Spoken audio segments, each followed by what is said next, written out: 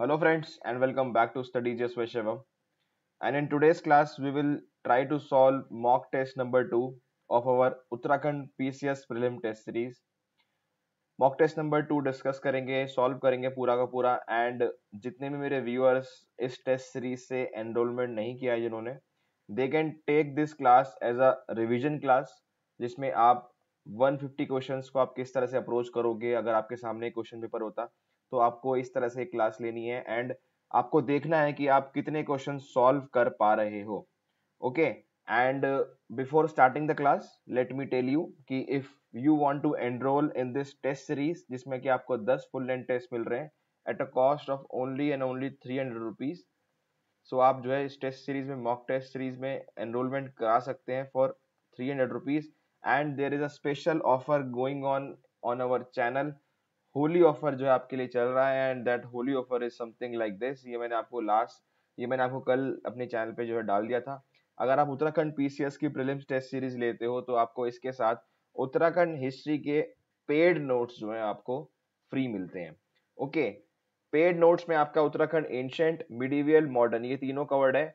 सो आपको last 15 days जो आपके रह चुके हैं इसमें आपको सिर्फ और सिर्फ अगर आपको रिवीजन पर्पस के लिए कोई कंटेंट चाहिए या फिर आपको जो है शुरू से भी पढ़ना है या फिर आखिरी में आप बोल रहे हो कि मेन मेन जो है हेडिंग्स या फिर मेन मेन डेटा जो है आपका प्रीलिम्स में जो इंपॉर्टेंट है, वो अगर आपको ऐसे कुछ नोट्स चाहिए तो ये नोट्स आपके लिए बने हैं। अगर खाली आपको ये नोट्स लेनी है that will cost you around 80 rupees. 80 rupees के आपको नोट्स मिलेंगे, बट अगर आप इसको टेस्ट सीरीज के साथ लेते हो तो टेस्ट सीरीज के साथ ये नोट्स बिल्कुल मुफ्त है। तो ये होली ऑफर है, लिमिटेड टाइम ऑफर है, ठीक है। तो आप इसको अवेल कर सकते हैं और एनरोलमेंट कराने के लिए इस नंबर पर आपको व्हाट्सएप करना है।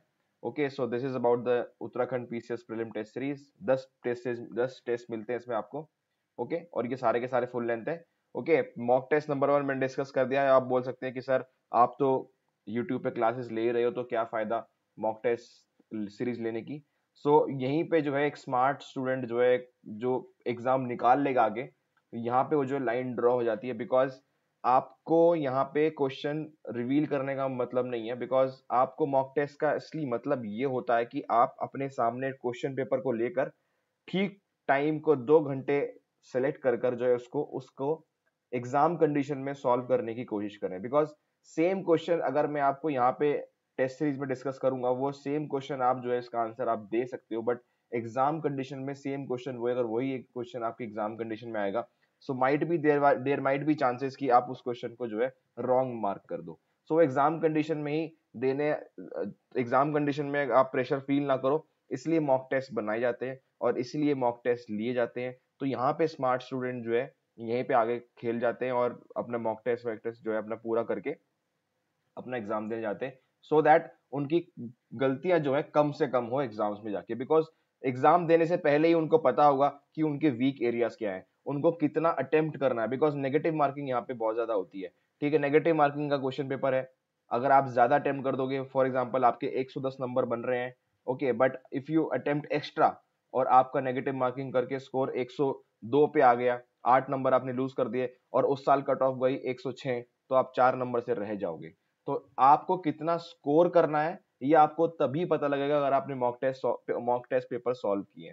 आपको अपना स्कोर जो है इवेल्युएट करना पड़ेगा, ठीक है। तो उसको डेटा को माइंड में रखते हुए आप अपना जो 3 अप्रैल का जो प्रीलिम्स एग्जाम है वो आप जो है दोगे, ठीक है। तो मॉक टेस्ट सीरीज का ये सारे इंपॉर्टेंट फीचर्स है, ये आपको करने चाहिए। अब आप ये बोल सकते हो कि सर तो अपने मॉक टेस्ट सीरीज का जो प्रमोशन कर रहे हैं, yes I am doing the promotion, but इस प्रमोशन के पीछे जो है आप ही का फायदा है, ठीक है। मॉक टेस्ट आपको लेने हैं तो आप ले सकते हो और ऐसे जो डिस्कशंस मैं आपके सामने लेके आऊंगा, because last 15 days are left, so ये डिस्कशन तो मैं आपके सामने लेके आ जाऊंगा। तो आपको जिस तरह से भी आपको हेल्प लग रही है यू कैन डू इट। ये ऑफर आपके सामने चल रहा है तो you can avail that offer as well. So let begin our class for today. 750 question करेंगे तो ऑब्वियसली सेशन लंबा होगा, so please take this as a revision class for all of you who have not enrolled in this class. So starting with question number 1, in which district Mulingla Pass is situated? Factual data आएगा हमारे सामने, उत्तराखंड के question starting में है तो facts बिल्कुल है। मुलिंगला पास जो है आपका उत्तरकाशी डिस्ट्रिक्ट में है और ये पास जो है आपका वेस्टर्न मोस्ट पास भी है। यानी उत्तराखंड पूरे स्टेट में ये जो है पासेस की अगर बात करें तो सबसे लेफ्ट साइड है, यानी वेस्टर्न साइड है, वेस्टर्न साइड ऑफ उत्तराखंड। और सबसे ईस्टर्न साइड कौन सा है? That is your Lipu lake, that is your Lipu lake. ये आपका ईस्ट साइड है, ईस्ट, और ये आपका वेस्टर्न साइड है, मुलिंगला पास, जो कि उत्तरकाशी डिस्ट्रिक्ट में सिचुएटेड है। Question number 2, in which district Satopanth glacier lie? Now again बहुत इंपॉर्टेंट ग्लेशियर है, और ये मैंने सारा उत्तराखंड जीके क्लास में मैंने ऑलरेडी कवर कर दिया है, तो उत्तराखंड जीके क्लास भी आप वहां से कर सकते हो, ले सकते हो। लिंक डिस्क्रिप्शन बॉक्स में दे दूंगा, ऊपर आई बटन आ रहा है, वहां पे आपको लिंक जो आ जाएगा वीडियो का, अगर आपने उत्तराखंड जीके की क्लासेस लेनी तो वहां से ले सकते हो। इन विच डिस्ट्रिक्ट सतोपंथ ग्लेशियर लाई? ये आपका चमोली डिस्ट्रिक्ट में लाई करता है, और इसकी इंपॉर्टेंस बात की जाए तो ये सतोपंथ ग्लेशियर से जो है अलकनंदा रिवर जो है ओरिजिनेट होती है, अलकनंदा रिवर ओरिजिनेट होती है, और ये आगे जाके माना में, माना में सरस्वती रिवर के साथ जो है मिलती है, सरस्वती रिवर के साथ। और आगे आपको पता ही है कि अलकनंदा जो है पूरी फ्लो होती है, और आपके 5 प्रयाग जो है वहां पे जाके अलग अलग रिवर्स, जैसे मंदाकिनी रुद्रप्रयाग में, ओके, नंदाकिनी नंद प्रयाग में, और धौली गंगा जो है आपकी विष्णु प्रयाग में। तो इस तरह से जो है चारों पांचों में, और रुद्रप्रयाग में आपकी मंदाकिनी, और उसके बाद देव प्रयाग में जो है भगीरथी इसको इससे मिल जाती है, और आफ्टर दैट गंगा जो है उसको बोलते हैं हम। तो इस तरह से जो है अलकनंदा जो है पूरा उत्तराखंड में चलती है। ये मैंने अपने रिवर सिस्टम क्लासेस में ऑलरेडी मैं करा चुका हूँ। Third question, which district has minimum percentage of forest? Minimum percentage of forest पूछा है, मिनिमम एरिया नहीं पूछा है। दो अलग अलग चीजें हैं, एक चीज ये है कि सबसे कम फॉरेस्ट कहाँ पे है एरिया वाइज, और दूसरी जगह है कि as compare to its geographical area, percentage forest area सबसे कम कहाँ पे है। तो दोनों अलग अलग चीजें हैं, ठीक है, इसको कंफ्यूज नहीं करना है। तो यहाँ पे पूछा है मिनिमम परसेंटेज ऑफ फॉरेस्ट, तो minimum percentage forest is in Udham Singh Nagar, Udham Singh Nagar में सबसे कम है। और मैक्सिमम परसेंटेज ऑफ फॉरेस्ट जो है नैनीताल के अंदर है, नैनीताल के अंदर। तो फॉरेस्ट कवर बहुत इंपॉर्टेंट है, इसके लिए भी अलग से क्लास ली हुई है मैंने, तो आप वो क्लास देख सकते हो। Kumaon university was established in which year? Again education से क्वेश्चन है, यूनिवर्सिटीज के एस्टैब्लिशमेंट ईयर पूछे जाते हैं क्वेश्चन पेपर में हमारे, तो इसका आंसर है 1973। Again a factual question.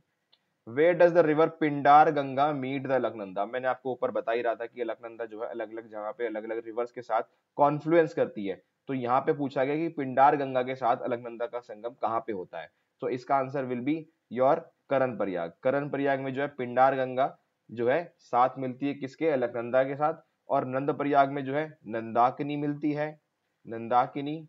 Rudraprayag में मंदाकिनी मिलती है, मंदाकिनी। ये सारी ट्रिब्यूटरीज आपकी गंगा की, आपको पता ही होगा, ठीक है। एंड विष्णु प्रयाग में, विष्णु प्रयाग में आपका मिलता है धौली गंगा, ठीक है। तो ये सारे रिवर्स कॉन्फ्लुएंस करती है अलकनंदा रिवर के साथ। Next question, which district has witness the highest growth rate in population? Highest growth rate in population का मतलब कि 2001 के सेंसस के बाद जब 2011 का सेंसस हुआ, तो इस 10 साल में सबसे ज्यादा growth rate in terms of population कौन से डिस्ट्रिक्ट ने जो है हासिल की? तो ये क्वेश्चन का मतलब है, और इसका आंसर है उधम सिंह नगर।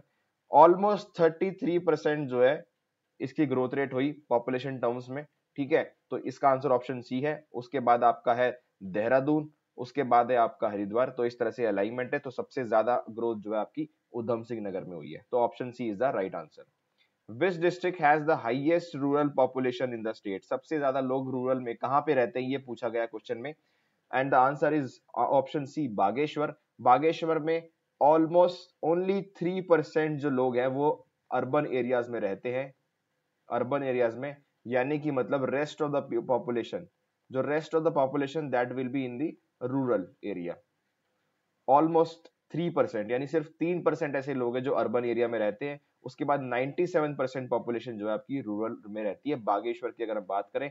और सबसे अर्बनाइज्ड डिस्ट्रिक्ट कौन सा है उत्तराखंड का? That is your Dehradun. Dehradun की ऑलमोस्ट 55% पॉपुलेशन जो है, 55% population urban cities, urban area में रहती है। तो option C is your right answer.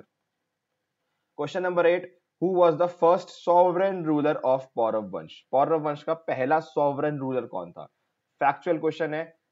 Uttarakhand history में जब मैं आपको पढ़ा रहा था, ठीक है, वहां पे मैंने स्ट्रिक्टली ये पॉइंट मेंशन किया था कि ये क्वेश्चन फॉर्मेट में आ सकता है, इसलिए जो है जानबूझ के मैंने टेस्ट सीरीज में डाला हुआ है। and option C is your right answer. Agnivarman is considered as the first sovereign ruler of Pauravansh.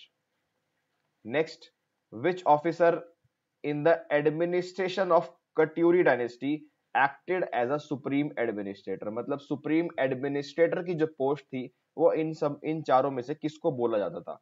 ठीक है, तो फर्स्ट इज कुमार अमात्या. कुमार अत्या was king and option B is your right answer.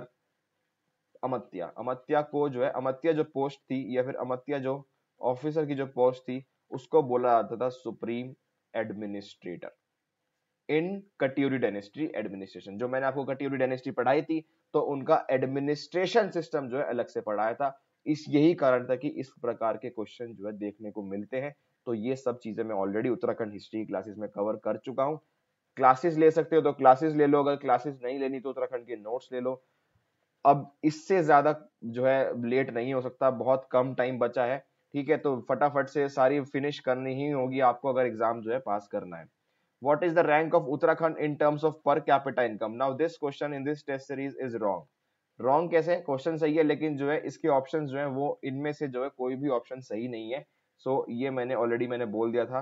Because actual में क्या हुआ, when I was framing this question I took this question from Google. मैंने जो है क्वेश्चन को लिखा और इसका आंसर मैंने गूगल से लिया, बट गूगल में मैंने देखा कि वहां पे जो है सिक्स्थ लिखा हुआ है, sixth, but that is according to 2018-19 की रैंकिंग्स के हिसाब से. But when I was going through the economic survey of Uttarakhand जो लेटेस्ट है 2020-21 का जो इकोनॉमिक सर्वे है, ये इकोनॉमिक सर्वे में मैंने क्लास ऑलरेडी ले चुका हूं. अगेन लिंक डिस्क्रिप्शन बॉक्स में दे दूंगा. तो इकोनॉमिक सर्वे तो बहुत इंपॉर्टेंट डॉक्यूमेंट है, ये तो आप बिना किए जा ही नहीं सकते. ओके, तो इसका लिंक डिस्क्रिप्शन बॉक्स में दे दूंगा, वो आप वहां से कर सकते हो. तो 2020-21 के जो इकोनॉमिक सर्वे में था उसमें भी जो है अलग से रैंकिंग दी हुई थी. तो ये क्वेश्चन जो है वहां से गलत हो जाता है. तो what is the rank of Uttarakhand in terms of per capita? तो पर कैपिटा इनकम के हिसाब से जो उत्तराखंड की रैंक है that is your 14th rank. 14th rank. Per capita का मतलब क्या होता है कि ऑन एन एवरेज उत्तराखंड में एक आदमी कितने पैसे कमाता है, कितने पैसे कमाता है. तो उसमें अगर हम रैंक की वाइज की जाए तो Uttarakhand stands on 14th rank, 14. And अगर सीधा जीडीपी की बात करें कि उत्तराखंड की जीडीपी में, जीडीपी वाइज उत्तराखंड की क्या रैंक है, तो वो है 19th.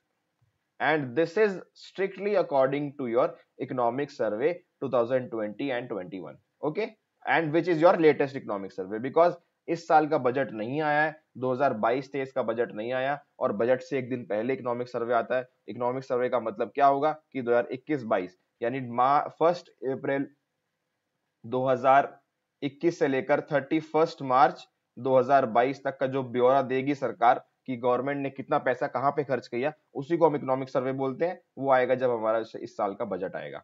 Okay, so as per government records और लेटेस्ट रिकॉर्ड ये रैंकिंग्स है. Per capita 14th, GDP is your 19th.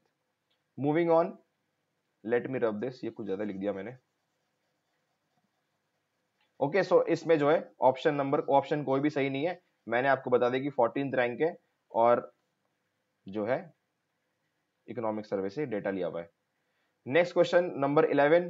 Who was the founder of Prajamandal revolution? Very simple question, बहुत स्ट्रेट फॉरवर्ड है, बहुत एग्जाम्स में पूछा जा चुका है. And the answer is your Sridev Suman. Tehri state movement में जो है जब चल रहा था डेमोक्रेसी की जो वहां पे बातें चल रही थी, उसके लिए जो प्रजामंडल रेवोल्यूशन जो एक ऑर्गेनाइजेशन सेटअप किया गया था और उसमें बहुत बड़ा हाल था श्रीदेव सुमन का. ये मैंने ऑलरेडी डिस्कस कर चुका हूं जब हम टिहरी की बात कर रहे थे मॉडर्न हिस्ट्री ऑफ उत्तराखंड में.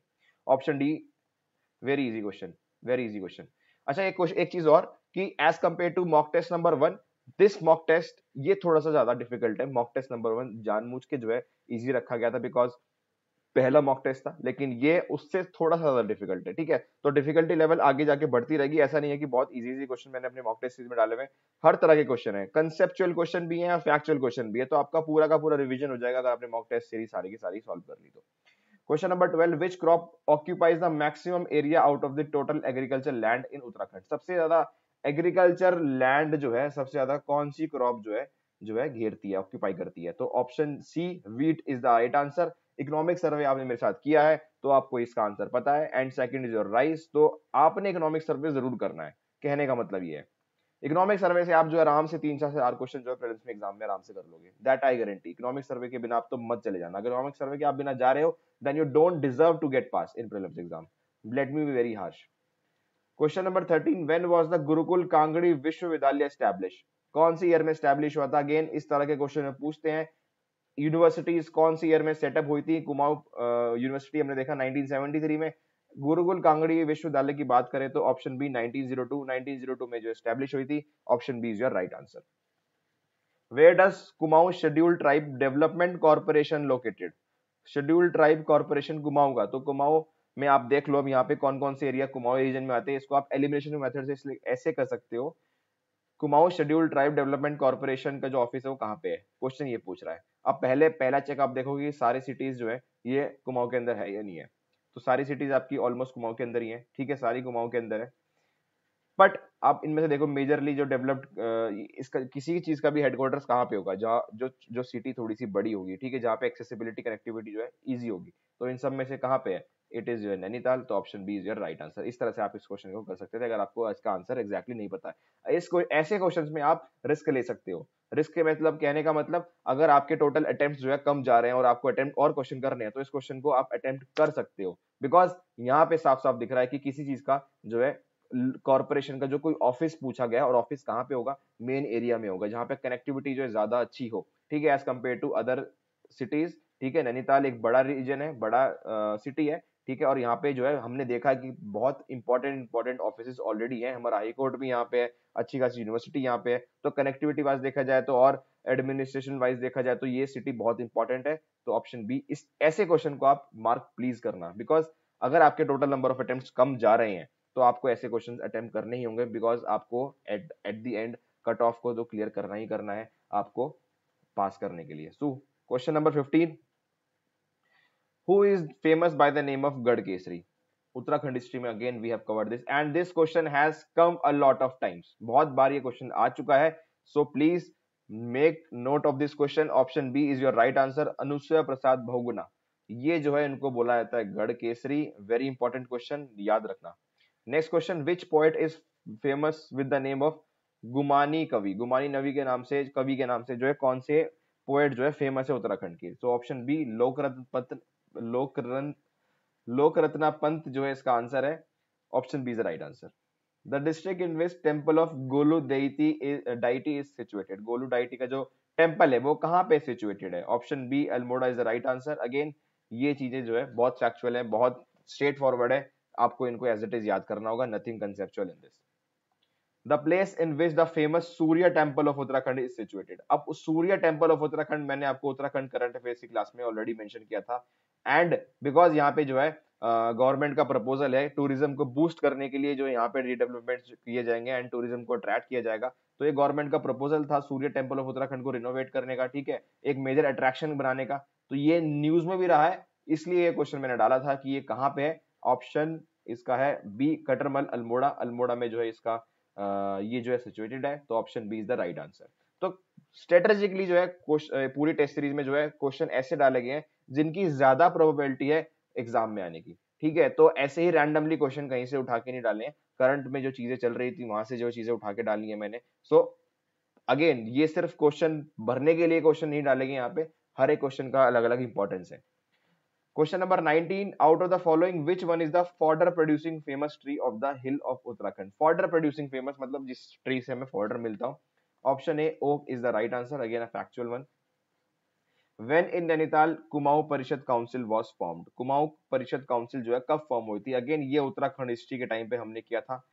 कुमाऊं परिषद काउंसिल का कितना बड़ा इंपॉर्टेंस है Uttarakhand history, modern history of Uttarakhand के अंदर, ठीक है, ये सब चीजें हम डिस्कस किया था। क्या क्या डेवलपमेंट्स कहाँ कहाँ पे इन्होंने अपनी जो है डेवलपमेंट्स, इनिशिएटिव्स, मूवमेंट्स, कहाँ कहाँ पे इनका कितना बड़ा रोल रहा है, ऑलरेडी हम डिस्कस कर चुके हैं। It was established in 1916। Option B is your right answer. Let me see whether yes it is going as per schedule। against which Shridev Suman fought? Question number 21, Shridev Suman जो है लड़ाई कर रहे थे, फ्रीडम फाइटर थे, बट उनका मेन मुद्दा क्या था, मेन एम क्या था? Option A invasion of the Gorkhas, बिल्कुल नहीं। इन्वेजन ऑफ द गोरखास बिल्कुल नहीं। Colonising rule of the British, नहीं। Rule of royal dynasty in Tehri, Tehri मैंने आपको बोला कि प्रजामंडल रेवोल्यूशन के एक मेजर फाउंडर थे श्रीदेव सुमन। एंड वो प्रजामंडल रेवोल्यूशन जो है किस लिए जो है ऑर्गेनाइजेशन किस लिए स्टैब्लिश किया था? बिकॉज टिहरी के अंदर डेमोक्रेटिक सेटअप लाने के लिए प्रिंसली स्टेट में जो आपकी वो हायरार्की थी, मोनार्की थी, उसको जो ओवरकम कराने के लिए, उसको हटाने के लिए जो है ये एक तरह से रेवोल्यूशन चला था। ये मैंने ऑलरेडी मैं डिस्कस कर चुका हूं, तो option C is your right answer. The state of Chandrapur Garh was इन, आपको बताना है कि चंद्रपुर गढ़ जो है स्टेट कहां पे है, तो option C in Chamoli is the right answer, again a factual one. The ancient name of Kumaon was, Kumaon का एंशिएंट नेम क्या था? एंशिएंट हिस्ट्री ऑफ उत्तराखंड से जो है क्वेश्चन पूछा गया है। लास्ट टाइम क्वेश्चन आया था महाभारत के टाइम का, यानी महाभारत के टाइम से उन्होंने क्वेश्चन पूछा था 16 में, तो एंशिएंट हिस्ट्री को आप नेग्लेक्ट नहीं कर सकते, ठीक है। तो ancient name of Kumaon was Kedarkhand, option A is your right answer. Again Uttarakhand history की जो मैंने नोट्स हैं और जो क्लासेस हैं, ये सब चीजें वहां पे मेंशन्ड है, so no need to worry about that, आपको सिर्फ रिवीजन करना है। 24th, Rajaji national park is the natural home for, ये नेचुरल होम किस चीज का है? Is it musk deer? बिल्कुल नहीं। टाइगर? बिल्कुल नहीं, because tiger Jim Corbett national park is there in Uttarakhand. Option C is the right answer, Asian elephant का जो है ये नेचुरल होम है Rajaji national park. Again a important statement, important fact for your prelims examination, question format में आ सकता है। 25th, the book Garhwal ancient and modern was written by, किसने जो है बुक लिखी थी?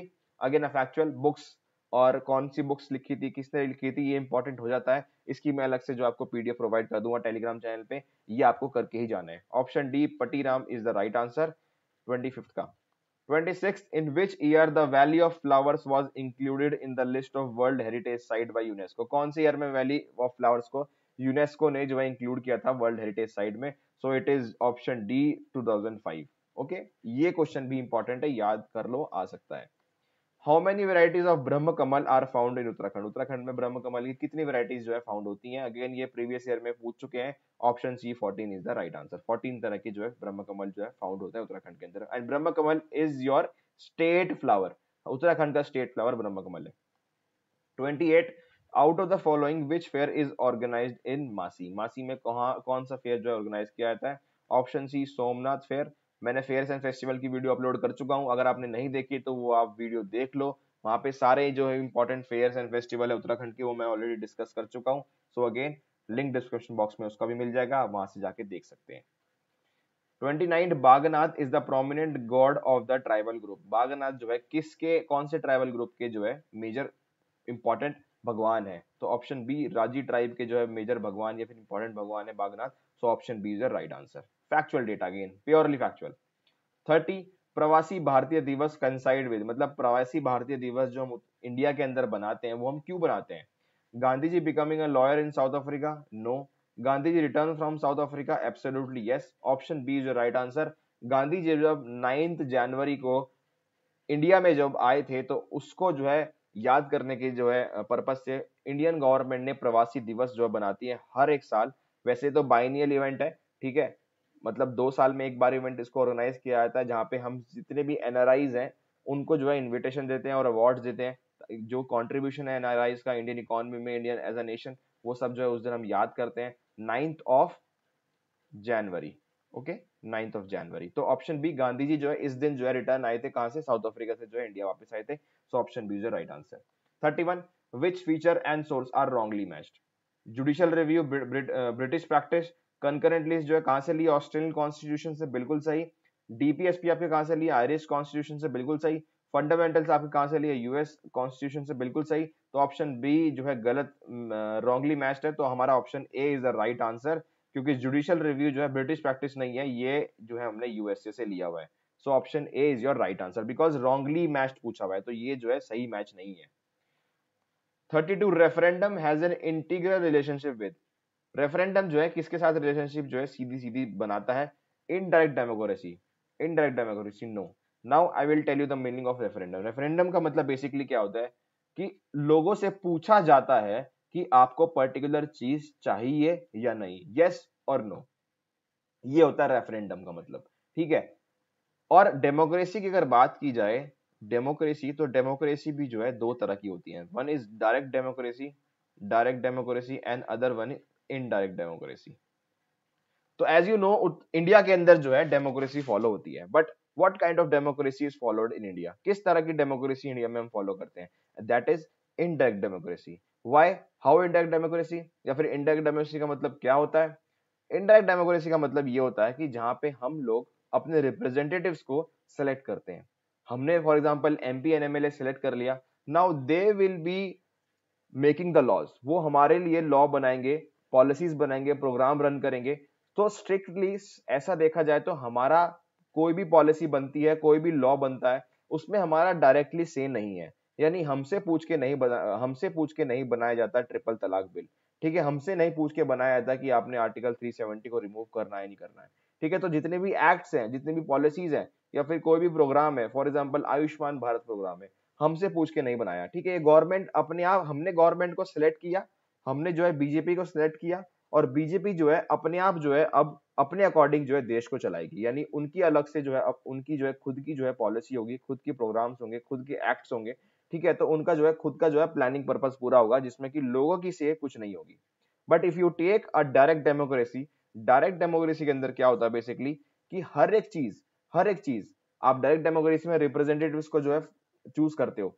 तो चूज करने का जो तरीका है डायरेक्ट और इनडायरेक्ट में, दोनों में जो सेम है, यानी डायरेक्ट डेमोक्रेसी में भी जो है आप रिप्रेजेंटेटिव को चूज करते हो, और इनडायरेक्ट डेमोक्रेसी में भी आप रिप्रेजेंटेटिव को चूज करते हो। लेकिन फर्क कहां आता है कि जो रिप्रेजेंटेटिव सेलेक्ट हुए हैं वो किस तरह से सरकार चलाएंगे। इनडायरेक्ट डेमोक्रेसी मैंने आपको बता दिया कि दे आर इंडिपेंडेंट, वो इंडिपेंडेंट है कि वो किस तरह से सरकार चलाएं। लेकिन डायरेक्ट डेमोक्रेसी के अंदर जो रिप्रेजेंटेटिव सेलेक्ट होके गए हैं, नाउ वो कोई भी पॉलिसी, कोई भी प्रोग्राम, कोई भी लॉ बनाने से पहले हम लोगों, यानी जो लोग हैं उस कंट्री के, उनसे पूछा जाएगा। Got my point? Very simple. Indirect democracy में लोगों से पूछा नहीं जा रहा है कि किस तरह की लॉ बनाने हैं, किस तरह के एक्ट बनाने हैं, किस तरह की पॉलिसी बनानी है। लेकिन वही बात करें डायरेक्ट डेमोक्रेसी के अंदर हम रिप्रेजेंटेटिव को चूज करेंगे, और वो रिप्रेजेंटेटिव हमसे पूछेंगे कि पर्टिकुलर लॉ बनाना है हाँ या ना। तो उसी के पर्पस के लिए कि वो किस तरह से पूछते हैं, उसके कुछ इंस्ट्रूमेंट है, और उस इंस्ट्रूमेंट का एक नाम है referendum. Plebiscite is your another name, plebiscite. ठीक है, तो रेफरेंडम जो है क्या चीज है बेसिकली, किस चीज का फीचर है? It is a direct democracy feature. Direct democracy is your right answer, option C. Limited monarchy, people's court नहीं। So direct democracy. ठीक है, तो मैंने उसको एक्सप्लेन कर दिया अच्छी तरह से, आई नो नाउ आपको ये चीज पता लग गई होगी। Question number 33, the Indian constitution is divided into, very factual question, option C 24 chapters. Okay, very factual. Next question 34. The number of official languages recognized under the 8th schedule. 8th schedule के अंदर कितनी languages हैं? Again a very factual question. The answer is 22. Option D is the right answer. What facts emerges from the preamble? Preamble से हम क्या facts निकाल सकते हैं? Statement number 1.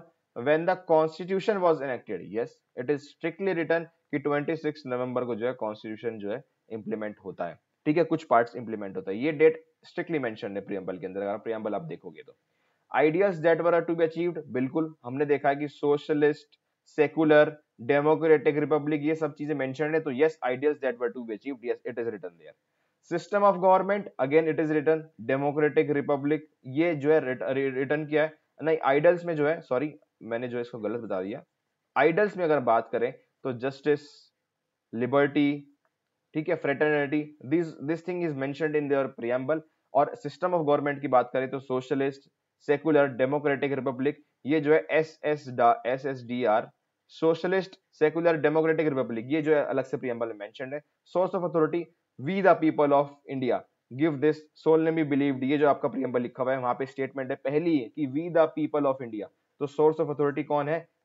इंडिया के जो लोग, पीपल ऑफ इंडिया। तो चारों के चारों जो स्टेटमेंट जो है आपके इमर्ज करते हैं कहां से? प्रियम्बल से। Option D 1 2 3 4 is the right answer. Okay, regarding equality before law, the Indian constitution make exceptions in case of, question number 36 की कहने का मतलब इक्वालिटी बिफोर लॉ अगर हम की बात करें तो उसका एक एक्सेप्शन क्या हो सकता है इन चार ऑप्शन में से? ऑप्शन ए प्रेसिडेंट और governor, might be. Foreign sovereigns only, बिल्कुल नहीं, 14 जो है उनको भी प्रोवाइडेड है। 14, 19, 29 ये जो है सिर्फ स्ट्रिक्टली इंडियंस को प्रोवाइडेड है। ठीक है, लेकिन ये इसका आंसर सही नहीं है। प्रेसिडेंट ओनली बिल्कुल नहीं। मोस्ट अप्रोप्रिएट आंसर अगर यहाँ पे देखें हम, so it is option A president और गवर्नर। हाउ? बिकॉज आपको पता है कि when president is there in the office, उनके अगेंस्ट क्रिमिनल प्रोसीडिंग्स नहीं जो है आप चार्ज कर सकते। ओके। और वो भी और सिविल केसेस में भी आपको कुछ पर्टिकुलर महीने का जो है नोटिस देना पड़ेगा। तो इससे जो है प्रेसिडेंट और गवर्नर दोनों डिफरेंट हो जाते हैं एक आम नागरिक से। अगर क्रिमिनल प्रोसीडिंग फॉर एग्जांपल आपके अगेंस्ट चले जाए तो आप अगले दिन जेल के अंदर होंगे। मेरे अगेंस्ट हो जाए क्रिमिनल प्रोसीडिंग, मैं अगले दिन जेल के अंदर हो जाऊंगा। लेकिन प्रेसिडेंट की बात करें या फिर गवर्नर की बात करें, अगर वो ऑफिस के अंदर हैं, यानी ही इज अ प्रेसिडेंट और a governor, he can not B charged for his criminal activity. जब वो उनका टेन्योर खत्म हो जाएगा उसके बाद ही वो क्रिमिनल केस जो है उनके ऊपर जो है चालू होगा, स्टार्ट होगा। लेकिन जब तक वो प्रेसिडेंट और गवर्नर है तब तक उनके साथ जो है क्रिमिनल एक्टिविटी का जो भी केस है वो नहीं फॉरवर्ड किया जाएगा। ठीक है। और सिविल केस में भी ऑलमोस्ट 2 महीने का आपको वक्त दिया जाता है प्रेसिडेंट को। ठीक है। तो इस तरह से जो है इक्वालिटी बिफोर लॉ को जो है डिफीट करते हैं। तो option A is the right answer. 37. How can the fundamental rights be suspended? Fundamental rights can be suspended or not? Yes, it can be suspended. अब कैसे सस्पेंड किए जाते हैं आके देख लेते हैं। If the parliament passes a law by 2/3 majority, नहीं इतना भी आसान नहीं है, बिकॉज फंडामेंटल राइट्स को हटाने के लिए कुछ बहुत सॉलिड रीजन चाहिए बॉस। फंडामेंटल राइट्स अगर इंडिया से हट जाए तो आप देखो ना कि बचेगा क्या हमारे पास। हमारी डेमोक्रेसी है, डेमोक्रेसी से फंडामेंटल राइट हटा दिया जाए तो फिर तो मतलब मोनार्की वाला हिसाब है। If the Supreme court order, नहीं सुप्रीम कोर्ट को इतनी पावर क्यों दें हम, जुडिशरी है, सबको बराबर देनी चाहिए, एग्जीक्यूटिव जुडिशरी और आपकी लॉ लेजिस्लेचर को। ठीक है। बट सुप्रीम कोर्ट के पास वो पावर नहीं है। See if the president orders it in the time of national emergency, आपने नेशनल इमरजेंसी चैप्टर पढ़ा है तो वहां पे स्पेशली मेंशन है कि अगर प्रेसिडेंट अपने ऑर्डर के अंदर पर्टिकुलर फंडामेंटल राइट्स को सस्पेंड करने की बात करें तो वो फंडामेंटल राइट सस्पेंड हो सकते हैं। तो option C is the right answer. They can never be suspended, नहीं they can be suspended। तो option C is the right answer। Fundamental rights can be suspended in the case of at the time of national emergency by a president order। Okay, so option C is the right answer। 38. The president takes an oath before taking office in the presence of chief justice of India if the chief justice is not available। president को oath लेनी है, chief justice के सामने लेते हैं। but क्या अगर chief justice बीमार है, he is sick, वो ऑफिस में नहीं आ सकते, तो प्रेसिडेंट अगर अपॉइंट करने हैं तो वो ओथ किसके सामने लेंगे, ये क्वेश्चन पूछ रहा है। तो अगर रामनाथ कोविंद अगेन प्रेसिडेंट बनते हैं और सीजीआई हमारे जो सीवी रमन है, सीवी रमन नहीं sorry Raman, he is Raman. Okay, तो सीवी रमन एकदम से माइंड में थ्रू हो गया। ठीक है। सो जो हमारे सीजीआई रमन जी, ठीक है, अगर वो बाय चांस बाय मतलब आई डोंट वांट कि वो बीमार हो, बट फॉर एग्जांपल एक दिन उनको मन अच्छा नहीं लग रहा और वो छुट्टी ले लेते हैं। ठीक है। और उसी दिन प्रेसिडेंट की जो है ओथ लेनी है, तो उस दिन पर्टिकुलर डे पे कौन जो है प्रेसिडेंट को ओथ दिलाएगा, ये आपसे पूछना है। NV Raman is the CJ name. ऐसा नहीं है कि मेरे को नाम नहीं पता है, वो थोड़ा सा कंफ्यूज हो गया था। ठीक है। तो एनवी रमन। तो उस पर्टिकुलर डे के अंदर प्रेसिडेंट को ओथ कौन दिलाएगा, तो it is the senior most जज of the Supreme Court. Option B is the right answer. समझ गए। रामनाथ कोविंद जी को अगर ओथ लेनी है एंड सीजीआई जो हमारे एनवी रमन जी हैं वो एक दिन के लिए छुट्टी लेना चाहते हैं, उनका मूड सही नहीं है, ठीक है, तो उनकी जगह जो है कौन आ जाएगा, सीनियर मोस्ट जज ऑफ द सुप्रीम कोर्ट। क्योंकि सीजीआई जो है जब ये एनवी रमन जी हट जाएंगे तो नेक्स्ट सीजीआई कौन बनेगा, it is the senior most जज ऑफ द सुप्रीम कोर्ट। ठीक है। इसका लॉजिक ये होता है कि सीनियर मोस्ट जज ऑफ सुप्रीम कोर्ट को ही क्यों वो अनुमति है कि वो सीजीआई के अलावा जो है प्रेसिडेंट की ओथ ले सकते हैं, because he will be the next CJI. तो ये आपका लॉजिक है। 39. An ordinance promulgated by the president has an independent life. बिल्कुल नहीं। अगर ऑर्डिनेंस की इंडिपेंडेंट लाइफ होने लगती तो सारी सरकारें ऑर्डिनेंस बनाती, पार्लियामेंट में क्यों माथापच्ची करती। Effective only if the Lok Sabha is dissolved. नहीं, ये भी नहीं है। Must be laid before the parliament when its meet. Yes, this is correct.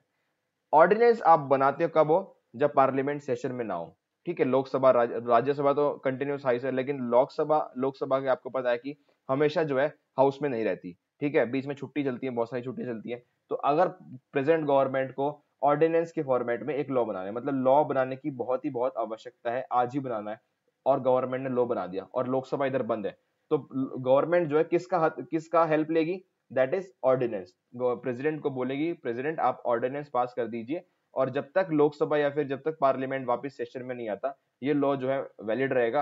और जैसे ही लोकसभा या फिर पार्लियामेंट सेशन में आती है वैसे ही 6 हफ्ते के अंदर जो पर्टिकुलर ऑर्डिनेंस बनाया था वो ऑर्डिनेंस पास होना चाहिए पार्लियामेंट से, पास होना चाहिए पार्लियामेंट से 6 हफ्ते के अंदर अंदर।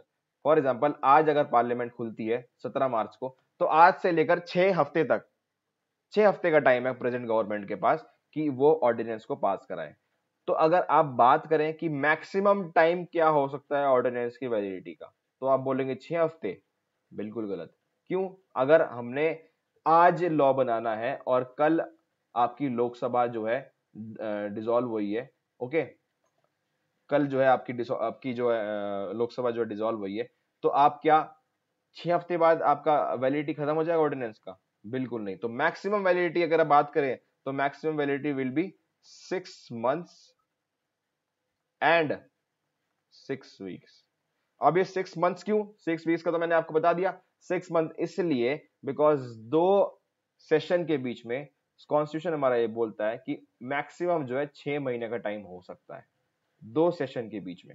यानी अगर आप चाहे आज की डेट में मार्च में सेशन करें, तो नेक्स्ट सेशन जो है आपका सितंबर से पहले हो जाना चाहिए। तो ये हमारा कॉन्स्टिट्यूशन बोलता है। कॉन्स्टिट्यूशन ये कभी नहीं बोलता कि आपके 1 साल के अंदर 3 सेशन होने चाहिए। ये कन्वेंशन बन चुकी है कि आपका बजट सेशन होगा, मॉनसून सेशन होगा और विंटर सेशन होगा। ठीक है, ऐसा कन्वेंशन है। लेकिन कॉन्स्टिट्यूशन की अगर बात की है तो कॉन्स्टिट्यूशन में सिर्फ ऐसा लिखा है कि 6 महीने के अंदर आपके 2 सेशन हो जाने चाहिए। तो मैक्सिमम टाइम पीरियड ऑर्डिनेंस का क्या है validity? 6 months and 6 weeks। Question number 40, parliament does not have the power to remove. अब पार्लियामेंट के हाथ में किसको रिमूव करने की पावर नहीं है? कंट्रोलर ऑडिटर जनरल ऑफ, मतलब सीएजी, बिल्कुल है। अगर ही इज प्रूव्ड मिसबिहेवियर, ठीक है, तो पार्लियामेंट इसको रिमूव कर सकती है। तो option A can not be the right answer. Supreme court जजेस बिल्कुल रिमूव कर सकती है, आपको इसका पूरा प्रोसीजर पता ही है। Option C chairman of UPSC, chairman of UPSC is the right answer, because chairman of UPSC को ओनली एंड ओनली प्रेसिडेंट जो है रिमूव कर सकते हैं, and that too from a supreme court order. मतलब उनके ऊपर इंक्वायरी चली होगी सुप्रीम कोर्ट के अंदर, जो अपनी जजमेंट दिया, सब कुछ दिया, लेकिन फाइनल रिमूवल जो प्रोसीजर है, फाइनल जो स्टैंप लगनी है, that will be of president. तो प्रेसिडेंट जो है चेयरमैन ऑफ यूपीएससी को जो रिमूव कर सकते हैं, पार्लियामेंट का कोई हाथ नहीं है इसमें। एंड ऑप्शन डी तो सही हो नहीं सकता, बिकॉज सुप्रीम कोर्ट जजेस अगर पार्लियामेंट रिमूव कर पा रही है तो हाई कोर्ट जजेस भी कर पा रही होगी। तो option D is not right the answer. Option C chairman of UPSC, because president का जो है ऑर्डर से ही चेयरमैन ऑफ यूपीएससी जो है उनको जो है रिमूव किया जा सकता है। 41 dash take part in the election of the president. तो प्रेसिडेंट ऑफ इंडिया के इलेक्शन में कौन पार्टिसिपेट करता है, बेसिकली ये पूछा गया है। तो इसको हम पहले देख लेते हैं। प्रेसिडेंट ऑफ इंडिया के इलेक्शन में कौन पार्टिसिपेट करता है?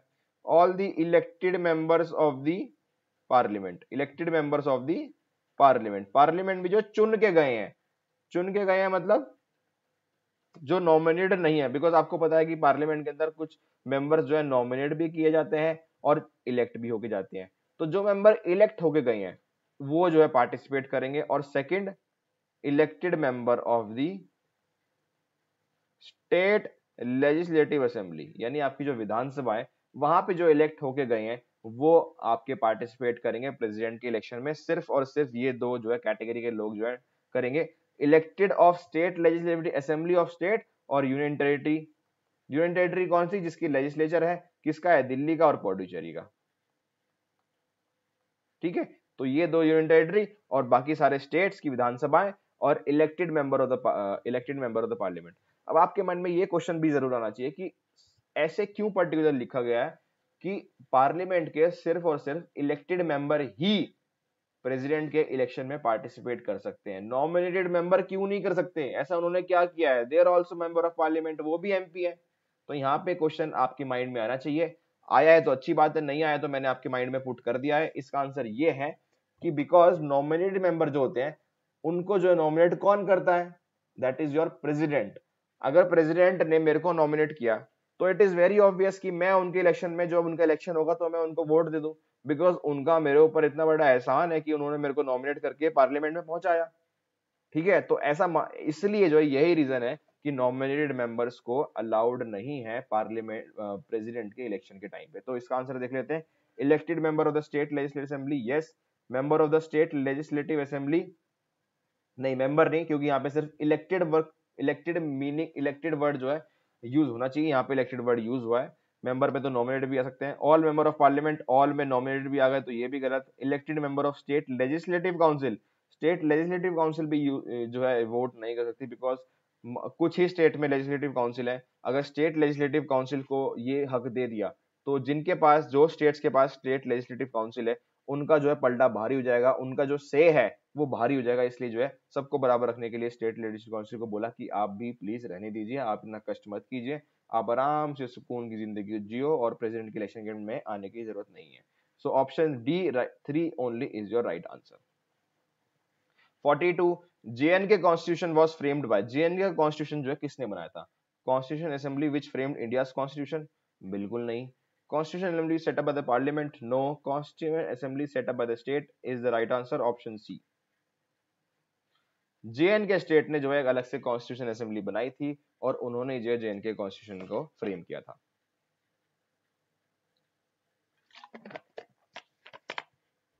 आई थिंक आज क्लास लंबी होने वाली है, बिकॉज एक्सप्लेनेशन जो पार्ट है वो बहुत ज्यादा है। 40 मिनट्स ऑलरेडी हो चुके हैं, क्लास लंबी होगी, बिकॉज एक्सप्लेनेशन भी करना पड़ रहा है।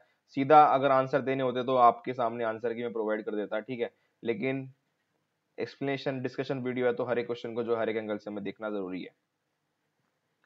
Next question 43, which one is the not component of प्रधानमंत्री ग्रामोदय योजना?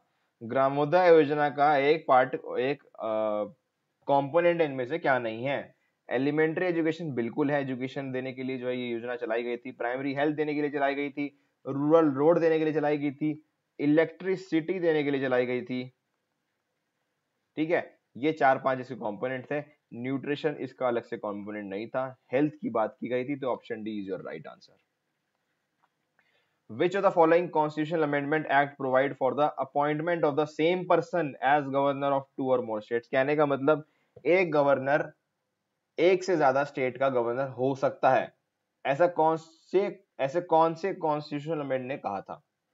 क्योंकि जब हमारा कॉन्स्टिट्यूशन बना तब गवर्नर के पास ये पावर नहीं थी कि वो एक से ज्यादा स्टेट के गवर्नर रह सकते हैं। बट 7th कॉन्स्टिट्यूशनल अमेंडमेंट आई 1956 में, और ये पावर गवर्नर को दी गई कि आप जो है एक से ज्यादा राज्य के गवर्नर बन सकते हो। तो it was the 7th constitutional amendment of 1956 which gave the governor this power. Okay, so option B is the right answer.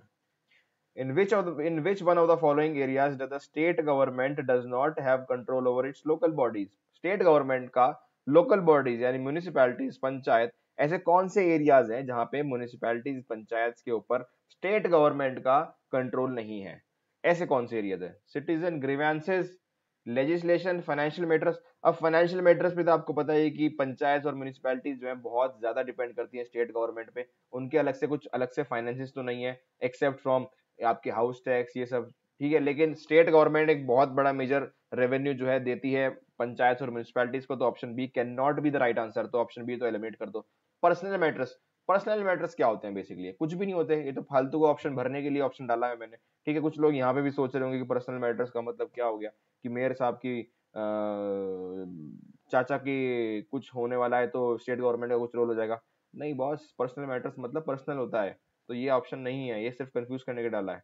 अच्छी बात है आप कंफ्यूज नहीं हो तो। ऑप्शन सी से लेजिस्लेशन। अब लेजिस्लेशन में तो स्टेट गवर्नमेंट का ऑब्वियसली से होगा ही होगा ना पंचायत में, ठीक है, मतलब लॉ तो बना ही सकते हैं ना वो। तो option a citizen grievances is the most appropriate answer.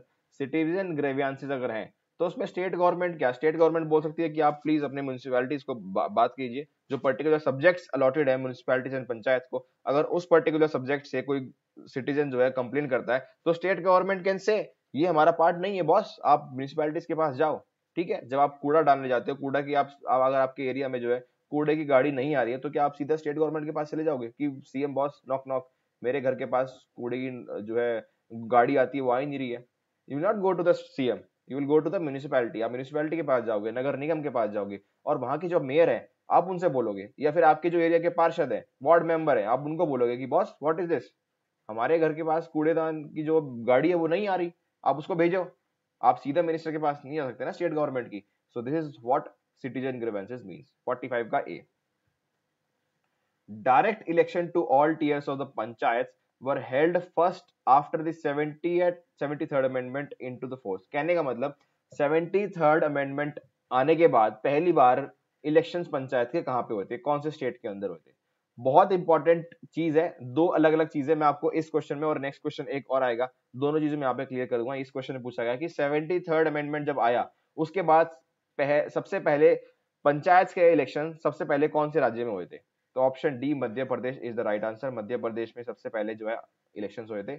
Now next question is स्वर्ण जयंती ग्राम स्वराज योजना केम इनटू बीइंग। अब ये जो है प्रीवियस ईयर क्वेश्चन मैंने लिया था। अब आप पूछोगे सर इतना पुराना क्वेश्चन क्यों दे दिया, लेकिन ये क्वेश्चन 2016 में आया था इसलिए दे दिया, क्या पता दोबारा पूछ लें, एग्जामिनर के मन ना हो क्वेश्चन फ्रेम करने के लिए, उन्होंने बोला यार पिछले बार से कॉपी पेस्ट कर लेते हैं, और ये वैसे भी थोड़ा सा डिफिकल्ट लग रहा है क्योंकि बहुत पुराना लग रहा है, बच्चों को शायद ना पता हो, इसलिए डाल दिया मैंने ऑप्शन सी अप्रैल 1999। आप लोग तो कुछ लोग तो पैदा भी नहीं होंगे तब तक, और ये तब से है आपकी स्वराज योजना। अब स्वराज योजना मतलब एम्प्लॉयमेंट योजना है, नाम से पता लग रहा है, तो option C is the right answer. 48 when was Panchayati Raj introduced in India. Panchayati Raj introduce कब हुआ था। अब यहाँ पे इंपॉर्टेंट चीज आ गई जो मैंने आपको पिछले क्वेश्चन में बताई थी, सॉरी पिछले क्वेश्चन में क्या बताया था कि 73rd अमेंडमेंट आने के बाद पहली बार इलेक्शन कहाँ पे हुआ पंचायत का, वो हुआ था मध्य प्रदेश में। लेकिन आप बोलोगे सर इसमें तो 1991 कहीं पे दिया ही नहीं हुआ, क्योंकि 73rd कॉन्स्टिट्यूशन अमेंडमेंट से पहले तो आपका ये सारे वैसे 50, 59, 52, 62 पंचायती राज तो 73rd कॉन्स्टिट्यूशन अमेंडमेंट जब आया तब आया था हमारे कंट्री में। ये क्या ऑप्शन गलत है, लेकिन ऑप्शन गलत नहीं है, option B is the right answer. 1959 में Panchayati Raj was firstly introduced, और ये जो है आपके जवाहरलाल नेहरू जी ने जो है इंट्रोड्यूस किया था। और यहाँ पे राजस्थान ने जो है एक्ट बनाया था, राजस्थान ने पंचायत का एक्ट बनाया था, पंचायत के इलेक्शन हम करवाएंगे। राजस्थान ने अपनी लेजिस्लेचर में अलग से जो है इसका एक्ट बनाया था, और 1959 में इलेक्शंस हुए थे पहली बार। अगर पंचायत के देखे जाए तो सबसे पहले इलेक्शंस कहाँ पे हुए थे, राजस्थान में हुए थे।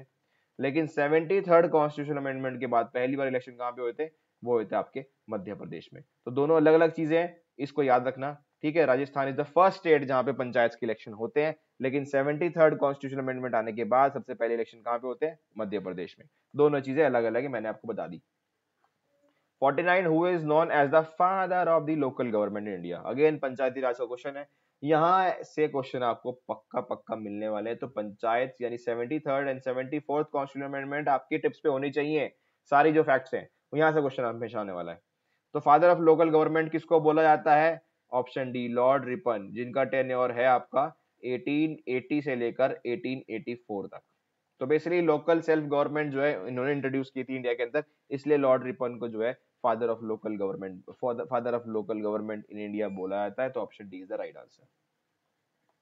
द जिला परिषद इज, जिला परिषद इनमें से क्या है, a coordinating and supervisory body, okay can be, an implementing body can be, a judicial body बिल्कुल नहीं, कॉम्बिनेशन ऑफ ऑल ऑफ बिल्कुल नहीं, बिकॉज जुडिशियल आ चुका है, जुडिशियल बॉडी तो कभी भी नहीं हो सकता ना। implementing body can be, but the most appropriate answer is coordinating and supervisory body। जिला परिषद का बेसिकली काम क्या होता है, डिस्ट्रिक्ट लेवल पे है जिला परिषद, ठीक है, डायरेक्टली तो लोगों से काम नहीं करते हो, ओके। अगर आप हायरार्की देखो तो लोगों से डायरेक्टली काम कौन करता है आपका, म्युनिसिपैलिटीज में आपके पार्षद और गांव में आपके प्रधान। लेकिन अगर बात की जाए तो वो क्या करते हैं, जिला परिषद का बेसिकली काम क्या है कि पूरे जिले के अंदर जितने भी प्रधान है और जितने भी मेयर हैं, जितने भी पार्षद हैं, ठीक है, इन सबको कोऑर्डिनेशन में जो है मिला के ये काम किया जाए, तो ये जिला परिषद का बेसिकली काम होता है। So option A is the right answer. Which constitutional article lays down the reservation of seats for scheduled castes and scheduled tribes in the Lok Sabha? अब यहाँ पे इंपॉर्टेंट एक चीज और, ये क्वेश्चन पूरा पढ़ लेना जब भी एग्जाम में या फिर कोई भी मॉक टेस्ट में क्वेश्चन आप पेपर पढ़ रहे हो, पूरा क्वेश्चन पढ़ के तब आंसर दिया करो। बिकॉज अगर मैं इसको यहाँ से हटा के ना, लोकसभा से हटा के स्टेट लेजिस्लेटिव असेंबली कर दूं तो इसका आंसर अलग हो जाएगा। ये इसलिए जो है बोल रहा हूँ, अलग से जो है ध्यान से क्वेश्चन पढ़ा करो। अब लोकसभा में कौन सा आर्टिकल है जो SC ST को रिजर्वेशन देता है, that is article number 330, 330, okay. तो इसका आंसर ऑप्शन ए 330 है। स्टेट लेजिस्लेटिव असेंबली की मैंने बात कर ही दी, तो उसका भी देख लेते हैं कि स्टेट लेजिस्लेटिव असेंबली में अगर रिजर्वेशन देना है SC ST को, कौन सा आर्टिकल कहता है, दैट इज योर आर्टिकल 332। तो स्टेट लेजिस्लेटिव असेंबली यानी विधानसभा में अगर आपको SC ST को रिजर्वेशन देना है तो article number 332 is the article for you. शुरू करते हैं अब हिस्ट्री क्लासेस। पॉलिटी बहुत खेल लिया, अब चलते हैं प्राचीन काल में, मध्यकाल में और आधुनिक काल में सबसे पहले चलेंगे अपन आधुनिक काल में।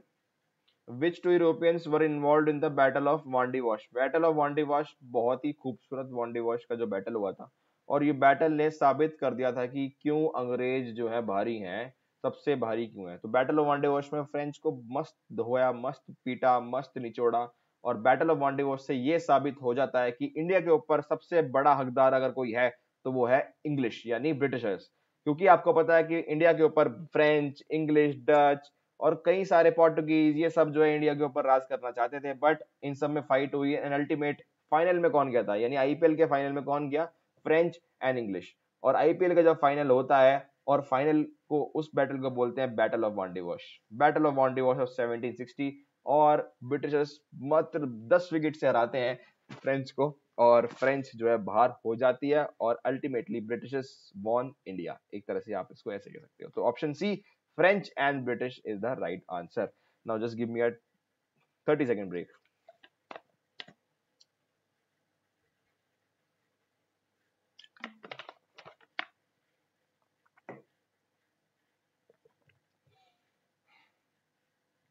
क्वेश्चन नंबर 52 पे अभी, और गला ऑलरेडी थक चुका है। लाइक किए मत जाना अगर वीडियो देख रहे हो, अगर आप सीरियस कैंडिडेट हो, please look at my efforts, please like जरूर कर देना वीडियो को। एंड कमेंट में अगर बता दोगे कि फीडबैक दे दोगे अपना, तो कुछ चला जाएगा, नहीं जाएगा ना। इंटरेक्शन है ब्रॉस, आप मेरे लिए कुछ कीजिए। क्या करोगे आप? लाइक करोगे, सब्सक्राइब करोगे मेरे चैनल को, एंड कमेंट करके बताओगे। मैं आपके लिए इतना सब कुछ करता हूँ, पीपीटी बनाता हूँ, क्वेश्चन पेपर फॉर्मेट को बना रहा हूँ, ये सब वो सब पूरा जो है उछल कूद के जोश में काम कर रहा हूँ, तो थोड़ा सा तो है एप्रिसिएशन बनता है।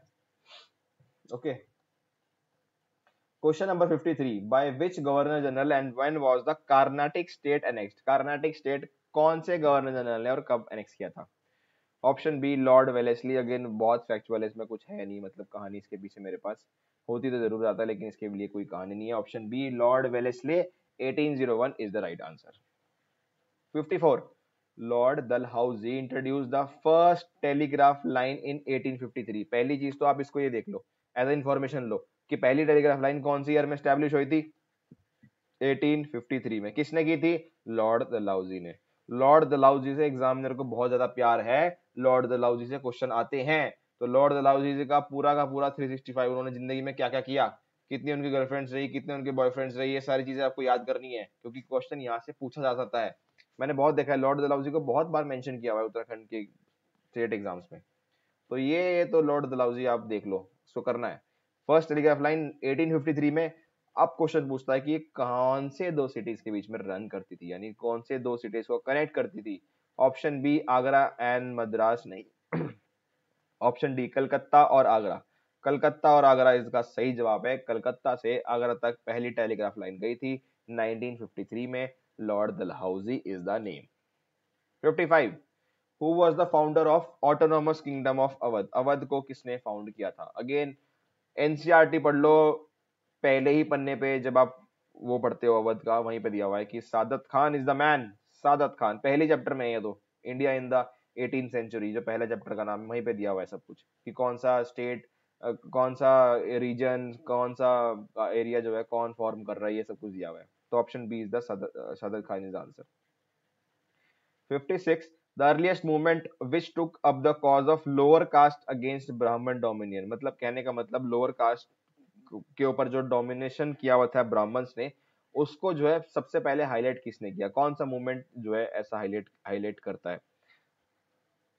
नेयर सर्विस सोसाइटी, सत्य शोधक समाज is the right answer. Satya Shodhak Samaj by Jyotiba Phule. Jyotiba Phule I think in 1873, I think 1873, ठीक है 1873 में सोसाइटी जो है बनाई। एंड ज्योतिबा फूले जो है आपको पता है कि लोअर कास्ट को अपलिफ्टमेंट करने के लिए उन्होंने अपनी जिंदगी बिता दी with his wife Savitri Bai Phule, and that is why he is the one of the most important personality of our history. ठीक है। 57, diarchy was introduced in India. Diarchy जो है, पहली बात तो आपको मतलब समझ में आना चाहिए बॉस, डायरकी का होता क्या है? नहीं पता ना, मैं बताता हूँ। डायरकी का मतलब क्या होता है बेसिकली, सबसे पहले तो मैं बताता हूँ 1919 एक्ट के तहत जो है डायरकी को लागू किया गया। अब डायरकी के अंदर क्या बेसिकली बोला ब्रिटिशर्स ने, डायरकी के अंदर बोलते हैं बेसिकली कि यार आप इंडियंस को पावर चाहिए ना, क्योंकि आप बहुत सालों से रो रहे हो कि हमें भी पावर चाहिए, हमें भी पावर चाहिए, हमारे पास कोई पावर ही नहीं है, मतलब हमारे मंत्री को कोई पावर ही नहीं है कि वो बजट में अपना वोट दे सके या फिर अपने आप बोल सके कि बॉस बजट के अंदर ये पैसा यहाँ पे डाल दो, मतलब कोई से ही नहीं है। तो ठीक है, अब हम लाते हैं आपके लिए डायरकी। अच्छा, इंडियंस बोलते हैं कि डायरकी क्या है, कि डायरकी ऐसे सब्जेक्ट है, डायरकी एक ऐसी चीज है जहां पे हम सब्जेक्ट्स को दो भाग में डिवाइड करेंगे। सब्जेक्ट्स फॉर एग्जांपल आज इंडिया में सब्जेक्ट किस में डिवाइडेड है, तीन में, स्टेट लिस्ट, कॉन्करेंट लिस्ट, आपकी सेंटर यूनियन लिस्ट, इन तीन में। ठीक है, तो उस वक्त डायरकी जो है सब्जेक्ट्स को दो पार्ट्स में डिवाइड किया। पहला था रिजर्व्ड सर्विस, रिजर्व्ड सब्जेक्ट्स, और दूसरा था ट्रांसफर्ड।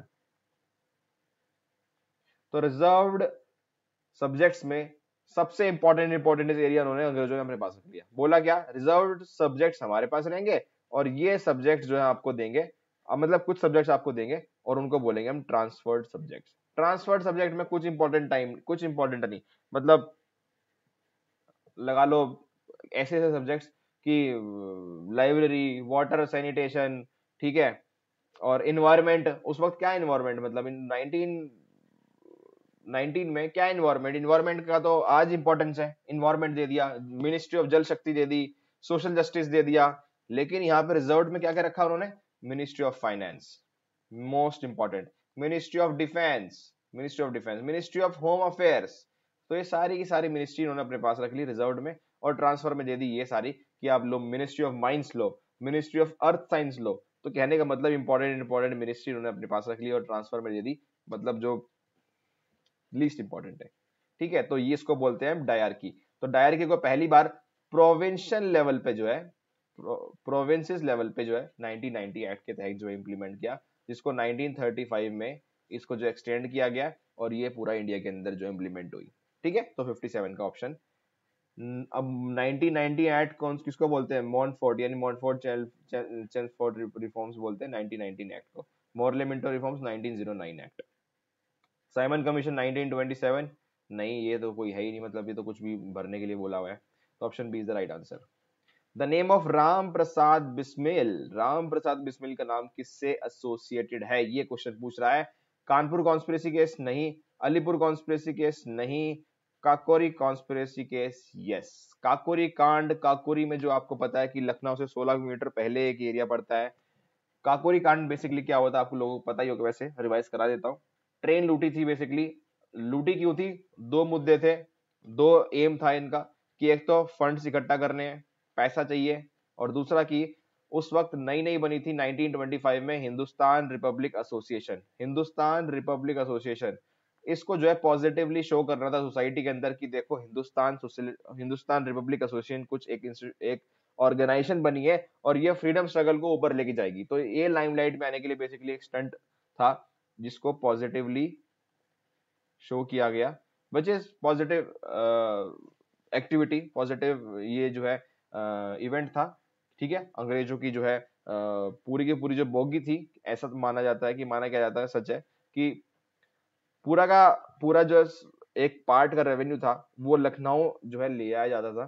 तो वो ट्रेन जो थी पूरा उत्तर प्रदेश का जो है टैक्स कलेक्ट हुआ था, सारा पैसा उसमें इकट्ठा करके बोरे में बंद करके लखनऊ ले जा रहे थे और इन्होंने पेल दिया। तो काकोरी कॉन्स्पिरेसी केस ये है, राम प्रसाद बिस्मिल जो है इसमें एसोसिएटेड है, और कुछ प्रोमिनेंट नाम और हैं जैसे कि चंद्रशेखर आजाद भी इसके अंदर इंक्लूडेड थे, और अशफाकुल्ला खान जो है वो भी इसके साथ एसोसिएटेड है। तो option C is the right answer. 59 which one of the following states was first annexed by Lord Dalhousie under the doctrine of lapse? Lord Dalhousie से क्वेश्चन आप सारे करना, मैं कराऊंगा आपसे। तो लॉर्ड डलहौजी से पहला स्टेट ऐसा कौन सा था जो एनेक्स किया लॉर्ड डलहौजी ने, किससे, डॉक्ट्रिन ऑफ लैप्स से, डॉक्ट्रिन ऑफ लैप्स 1848 टिल 1856, यानी रिवॉल्ट ऑफ 1857 से एक साल पहले लॉर्ड डलहौजी भाग गए थे। ठीक है, तो ये इनका टेन्योर है। जब भी किसी वाइस रॉय गवर्नर जनरल का जो आप नाम पढ़ो ना, तो आप आदत डाल लो कि उसका उनका जो है टेन्योर आपको याद होना चाहिए। ठीक है, ये आदत मैंने डाली हुई है इसलिए मेरे को याद रहते हैं। ठीक है, आप हमेशा डालो जब भी आप किसी का नाम देखोगे। ठीक है, वेरन हॉस्टिंग देख लिया, कॉर्नवालिस देख लिया, विलियम बेंटिक देख लिया, इन सब का जब भी नाम है ना तो आपको उनका टेन्योर याद होना चाहिए, बिकॉज अगर आपको उनका टेन्योर याद है ना तो आप बहुत सारे क्वेश्चन सॉल्व कर लोगे मॉडर्न हिस्ट्री के। ठीक है, तो इसमें पूछा गया पहला स्टेट कौन सा था, तो पहला स्टेट था सतारा। 1848 के अंदर डॉक्ट्रिन ऑफ लैप्स के तहत इसको जो है ब्रिटिशर्स ने अपने वश में लिया। ठीक है, और डॉक्ट्रिन लैप्स आप क्या है वो आपको पता ही है, बहुत स्मार्ट हो। 60 who among the following was not associated with the activities of Theosophical Society। अब Theosophical Society बेसिकली क्या है, 1886 में शायद ये बनी थी, 1886 में, या correct, after the formation of Indian national Congress. Indian national Congress कब बनती है, 1885 में, और उसी के एक साल बाद 1886 में थियोसोफिकल सोसाइटी बनती है। थियोसोफिकल सोसाइटी को बनाने वाला कौन है, that is madam H P. Blavatsky and your H S. Olcott, ये दोनों ने जो फॉर्म करते हैं। और इस सोसाइटी का मतलब मेन एम क्या है, रिलीजियस को एक्टिविटीज को जो है प्रमोट करना, बुद्धिज्म को, जोरेस्ट्रिज्म को, जैनिज्म को, हिंदुइज्म को। तो रिफॉर्म मूवमेंट नहीं था बेसिकली, कि कितना रिच कल्चर है उसको प्रेजेंट करना सोसाइटी को, तो ये इनका मेन एम था। तो इस क्वेश्चन में पूछा गया कि इसमें ऐसा कौन सा नाम है जो इस थियोसोफिकल सोसाइटी से एसोसिएटेड नहीं है, तो option B is the right answer, because A O Hume का कोई लेना देना नहीं है थियोसोफिकल सोसाइटी से, इनका लेना देना है आईएनसी से, क्योंकि ऐसा माना जाता है कि आईएनसी जो फॉर्म हुई वो एक शख्सियत के बदौलत हुई, दैट इज योर एहो ह्यूम। ठीक है, तो एनी बेसेंट भी एसोसिएटेड है, बिकॉज ये जो है पहले यूएसए से जो है, यूएसए में जो है इसको स्टार्ट किया थियोसोफिकल सोसाइटी को, लेकिन इसको जो है इंडिया लाया गया, और इंडिया में लाने के बाद 1893 में जो है इसकी कमान किसने संभाली, एनी बेसेंट ने। तो option B is the right answer, तो एनी बेसेंट भी इसमें इन्वॉल्व है। Iron pillar near Qutub Minar draws attention of scientist due to, iron pillar जो है वो अटेंशन क्यों सीख करता है साइंटिस्ट की, बिकॉज वहां पे जंग लगता ही नहीं है। जो आयरन पिलर है ना वहां पे दिल्ली में मेहरौली में है, उसके ऊपर कभी जंग लगाई नहीं, और बहुत पुराना है आयरन पिलर, मतलब मिडिवल हिस्ट्री ऑफ इंडिया के टाइम का है। मुझे एग्जैक्टली नहीं पता कौन सी ईयर में, सो इसलिए मिडिवल बोल दिया। द लिस्ट ऑफ 16 महाजनपदास जो है वो कहाँ पे अवेलेबल है, महाभारत में, सामुक्य नहीं, option D is the right answer, Anguttara Nikaya. Anguttara निके एक टेक्स्ट है, बुद्धिस्ट टेक्स्ट है, ठीक है, जहां पे लिखा हुआ है कि लिस्ट ऑफ 16 महाजनपदास जो है इंक्लूडेड है, अवेलेबल है। ठीक है, तो अंगुटार निके is the right answer. 63 capital of Magadh was shifted from राजगिरा, राजगिरिया से कहाँ को मगध की कैपिटल कहाँ शिफ्ट की गई, बहुत इजी क्वेश्चन है ये, Pataliputra, very easy question. Who of the following was a contemporary of Gautam Buddha, Gautam Buddha का कॉन्टेम्पररी कौन था, भद्रबाहु, प्रशवंत, काल अशोक, इन सब ने तो बहुत बाद में पैदा हुए हैं, option D Vardhaman Mahavir is the right answer. ठीक है, कंटेम्पररी का मतलब कि गौतम बुद्ध के टाइम का कौन है, काल अशोक ने तो सेकंड बुद्धिस्ट काउंसिल कराई है, तो वो कैसे हो सकते हैं, और जबकि आपको पता है कि फर्स्ट बुद्धिस्ट काउंसिल जब अजातशत्रु ने कराई थी तब तक तो बुद्धा जी जो है गुजर चुके थे। तो इस तरह से दिमाग खोल के रखना है और तब आंसर करना है। ठीक है, अब यहाँ पे जो है कंफ्यूज आते हैं यार गौतम बुद्धा के टाइम पे कंटेम्पररी कौन है, थोड़ा ध्यान देखो, टेन्योर्स देखा करो जब भी क्वेश्चन आए ना पर्सनालिटी का, क्योंकि यहाँ पे पर्सनालिटी देखो, भद्र बाहु, प्रश्न परशुराम, काल अशोक, तो देखो यार उनके टेन्योर्स क्या रहे हैं, उनका टाइम पीरियड क्या रहा है, और उसके बाद देखो क्वेश्चन जो है किस तरह सॉल्व होता है। Kumar Gupta one was succeeded by, Kumar Gupta one के बाद कौन है, यानी गुप्ता पीरियड की बात चल रही है, तो गुप्ता पीरियड की अगर बात करें सबसे पहले आते हैं आपके Chandragupta one, Chandragupta one, Chandragupta one, उसके बाद आते हैं आपके आपके समुद्रगुप्ता, समुद्रगुप्ता, समुद्रगुप्ता के बाद आते हैं आपके कौन, चंद्रगुप्त टू, चंद्रगुप्त टू के बाद कौन आता है आपका, कुमार गुप्त वन, कुमार गुप्त वन, और कुमार गुप्त वन के बाद जो हमारा आंसर है वो है ऑप्शन डी स्कंदगुप्त, स्कंदगुप्ता। और कुमार गुप्ता जो है फेमस इसलिए बिकॉज उन्होंने नालंदा यूनिवर्सिटी बनाई थी बुद्धिस्ट के लिए, नालंदा यूनिवर्सिटी। एक चीज इंपॉर्टेंट याद आ गई तो बता दिया, स्कंदगुप्त जो है कुमार गुप्ता वन के बाद आए थे। Okay, so option D is the right answer. 66 the royal seal of the Guptas bore the emblem, मतलब गुप्तास की जो रॉयल सील थी उस पर किस चीज का निशान बना हुआ था, ऑप्शन बी गरुड़ का निशान बना हुआ था, तो फैक्चुअल है, याद कर लो। The poet who is called as Indian Shakespeare, Indian Shakespeare किसको कहा जाता है, option D Kalidas is the right answer. Again a very simple, ये कुछ सिंपल क्वेश्चन तो डालने चाहिए ना बॉस, तो ये डाले हुए। मिडिवल हिस्ट्री मेरे को बड़ी डिफिकल्ट लगती है। Which Turkish general destroyed the universities of Nalanda and Vikramshila? किसने डिस्ट्रॉय की थी नालंदा और विक्रमशिला? कौन था वो शख्सियत? तो देख लो, ऑप्शन 4 है। Ali Mardan Khalji, Bakhtiyar Khilji, Tajuddin Yaldoz, Qutubuddin Aibak. Option B is the right answer. Bakhtiyar Khilji वो शख्सियत हैं जिन्होंने नालंदा और विक्रमशिला का विनाश किया था, तोड़ फोड़ पूरी मचाई, मस्त काटा वटा, मतलब बुलडोजर बाबा को चढ़ा दिया यहाँ पे। ठीक है, option B is the right answer. After consolidating the power, Balban assumed the grand title of. Balban ने एक ग्रैंड टाइटल लिया था, उस ग्रैंड टाइटल का नाम आपको बताना है। टूटे हिंद, ये तो टूटा हुआ टाइटल है, इसको कौन लेगा? कैसर हिंद, बहुत इंपॉर्टेंट लग रहा होगा आपको कैसर हिंद, लेकिन है नहीं। जिल्ले इलाही इज द राइट आंसर। जिल्ले इलाही ने लिया जो है टाइटल, जो है बलबन जी ने लिया था आफ्टर कंसोलिडेटिंग हिज पावर, तो option C the right answer. Who among the Sultan is credited with having introduced a purely Arabic currency of gold and silver? कौन ऐसे थे जिन्होंने purely Arabic gold and silver की currency जो है start की थी? तो option A Iltutmish is the right answer. Again facts है, फटाफट बता देता हूँ, कुछ है नहीं, बहुत ही बड़ी कहानी हो जाएगी अगर मैं कहानियां सुनाने लग जाऊंगा मिडिवल हिस्ट्री की। ठीक है, तो option A Iltutmish is the right answer. In medieval India mansabdari system was introduced for, mansabdari system जो है इंट्रोड्यूस किया था मुगल्स ने, वो किस लिए किया था? Making recruitment effective clean administration, मतलब एडमिनिस्ट्रेशन सिस्टम को और एफिशिएंट बनाने के लिए जो है मनसबदारी सिस्टम इंप्लीमेंट किया था, तो option D is your right answer. 72 between whom was the battle of Khanwa fought? अब बैटल ऑफ खानवा, अब आप सोचोगे यार बैटल ऑफ खानवा बड़ा मुश्किल, मतलब आप इसको क्वेश्चन पढ़ोगे ना without looking at the options, आप देखोगे यार बड़ा मुश्किल क्वेश्चन है, लेकिन मैं आपको बताता हूं कि ऐसे क्वेश्चन कैसे सॉल्व होते हैं। Now we will use the technique of elimination. और कितना सिंपल है देखो, देखने में बड़ा मुश्किल लगा, जिसने बैटल ऑफ खानवा नहीं देखा ना, नहीं पढ़ा, तो उसके लिए लगेगा यार बहुत मुश्किल क्वेश्चन है, लेकिन अगर आपको बेसिक भी नॉलेज है ना, तो देखो कैसे सॉल्व करते हैं। अब टेन्योर यहाँ बता दिया कि ये रूल, ये जो बैटल था 1527 में हुआ था। ठीक है, ऑप्शन देखते हैं। ऑप्शन है इब्राहिम लोदी एंड राणा संगा।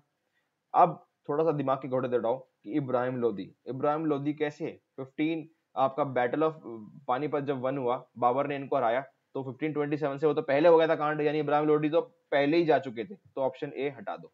ठीक है, रीजन मैंने दे दिया कि इब्राहिम लोदी बैटल ऑफ पानीपत हारने के बाद कैसे आ सकते हैं, तो ऑप्शन ए हटा दो। और 1527 की बात चल रही है, और बैटल ऑफ पानीपत आपको पता है कि 1527 से तो पहले हुआ था। ऑप्शन ऑप्शन सी देखो, ऑप्शन बी तो आंसर है, ऑप्शन सी देखो कैसे, हुमायूं एंड शेर खान। अब हुमायूं का टेन्योर देखो आप, हुमायूं का आप टेन्योर देखो, हुमायूं का टेन्योर आप देखो मुगल्स में, इसको मैंने ऐसे याद किया हुआ है। ठीक है, बाबर, हुमायूं, अकबर, जहांगीर, शाहजहां और औरंगजेब। अब 1527 की बात चल रही है, अकबर की पीरियड की टाइम चल रही है, तो हुमायूं कैसे सकता है? तो ऑप्शन सी इसको ऐसे हटा दो। ठीक है, क्योंकि आपको पता है अकबर का टाइम चल रहा है बॉस, तो मतलब अकबर जो है, अकबर का टाइम भी नहीं अभी आया, सॉरी 1527 है अभी, तो मेरे को लगा 1627।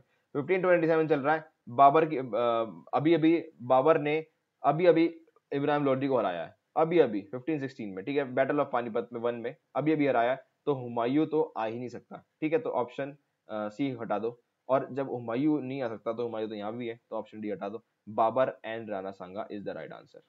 तो this is how you will get the answer. अगर आपको बैटल ऑफ पानीपत वन की डेट पता है ना, तो आप इसको आंसर कर सकते थे। ठीक है, क्योंकि मैंने बताया इब्राहिम लोदी तो पहली बार है, हुमायूं तो अभी आएगा ही नहीं, और Babur is the only man that can be here, so option B is the right answer. ठीक है, बैटल ऑफ पानीपत वन की आपको डेट याद होनी चाहिए। 73rd पे चलते हैं। विच मुगल एम्परर एनरोल्ड गुरु गोविंद सिंह इनटू मुगल सर्विस? अब ये भी एलिमिनेशन मेथड से करो यूज। अब आप सोचोगे यार मुझे क्या पता कौन से मुगल एम्पायर ने जो है गुरु गोविंद सिंह को लाए होंगे, लेकिन यहाँ पे एलिमिनेशन मेथड यूज होगा। कैसे देखते हैं। Option one Bahadur Shah one can be, option B Jahandar Shah. आपको पता है जब आप मॉडर्न हिस्ट्री पढ़ रहे हो, तो यहाँ पे आपने नाम ये वाला पढ़ा है, और ये नाम आपने नहीं पढ़ा, बहादुर बहादुर शाह वन।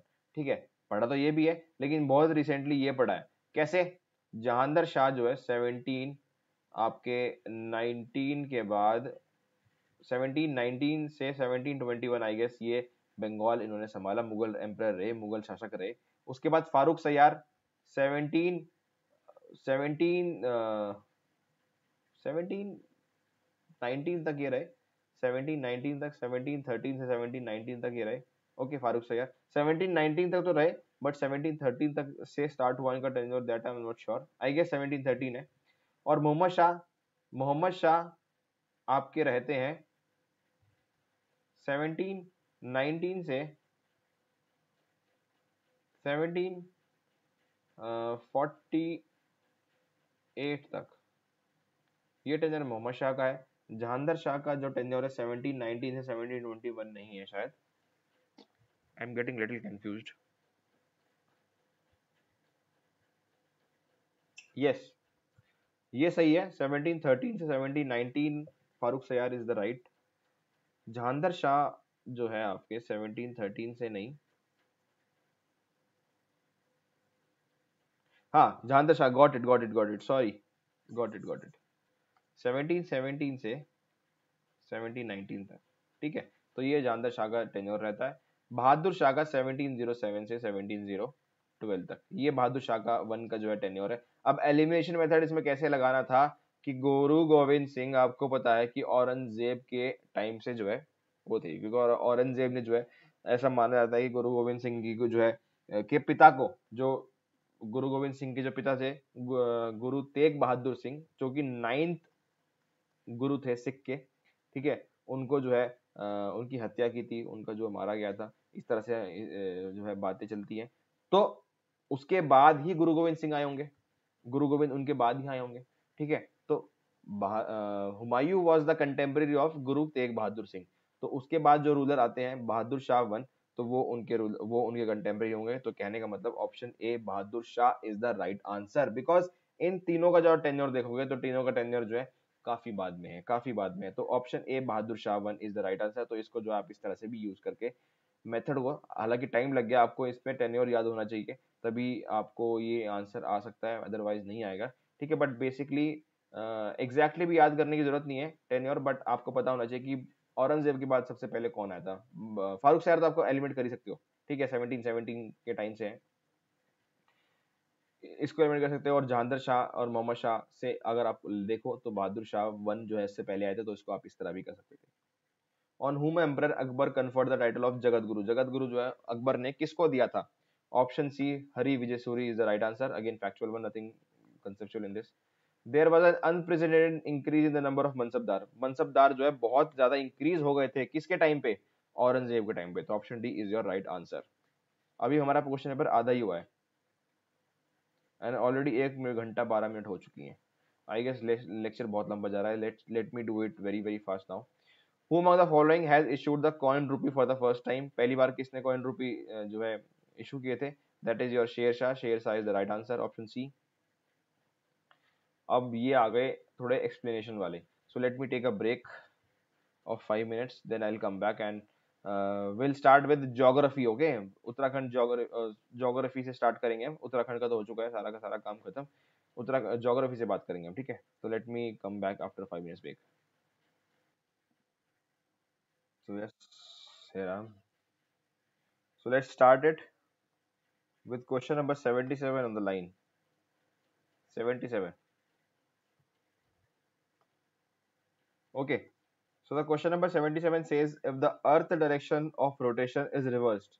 अर्थ की जो डायरेक्शन है अगर वो रिवर्स हो जाए, ठीक है, अभी ईस्टवर्ड जो है आपकी अर्थ जो है, हमारी अर्थ जो है रोटेट करती है, अगर वो वेस्टवर्ड हो जाए, अगर रोटेशन जो है रिवर्स कर दे हम, तो what should be the Indian standard time? अब आईएसटी को जो है इंडियन स्टैंडर्ड टाइम जो आपको लोगों को पता ही होगा कि what is the full form of IST. When it is noon, यानी 12 पीएम हो रहा है कहाँ पे? इंटरनेशनल डे टाइम को, जो लाइन है इंटरनेशनल डे टाइम की, पहली तो आपको पता होना चाहिए कि वो कहाँ पे है, ठीक है, 180 डिग्री पे है, आपको पहले पता होना चाहिए ये चीज। आपको यहाँ पे अब बताना, चलो ये भी छोड़ दो, अगर ये भी आपको नहीं पता तो 180 डिग्री पे है नहीं है, चलो छोड़ो, इसकी कोई वैसे जरूरत नहीं है आपको, मैं इसको ऐसे बताता हूँ। पेन यूज हो रहा है, यस नाउ इट इज, ठीक है। वो कह रहा है कि पहले कि 180 डिग्री पे आपका टाइम है, सॉरी क्या बोल रहा हूँ मैं, अर्थ की रोटेशन रिवर्स कर दी जाए, अगर अर्थ की रोटेशन रिवर्स कर जाए और इंटरनेशनल डे टाइम पे टाइम क्या हो रहा है 12:12 PM यानी नून को यही बोलते हैं। तो पूछ रहे हैं कि इंडियन स्टैंडर्ड टाइम यानी इंडिया में जो है क्या टाइम होगा।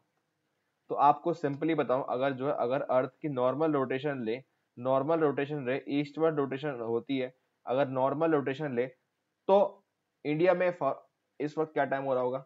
अगर नॉर्मल रोटेशन रहे, अगर 12 इंटरनेशनल डे टाइम पे हो रहा है, 12 बज रहे हैं, तो हमारे यहाँ क्या होगा, हमारे यहाँ 6.5 घंटा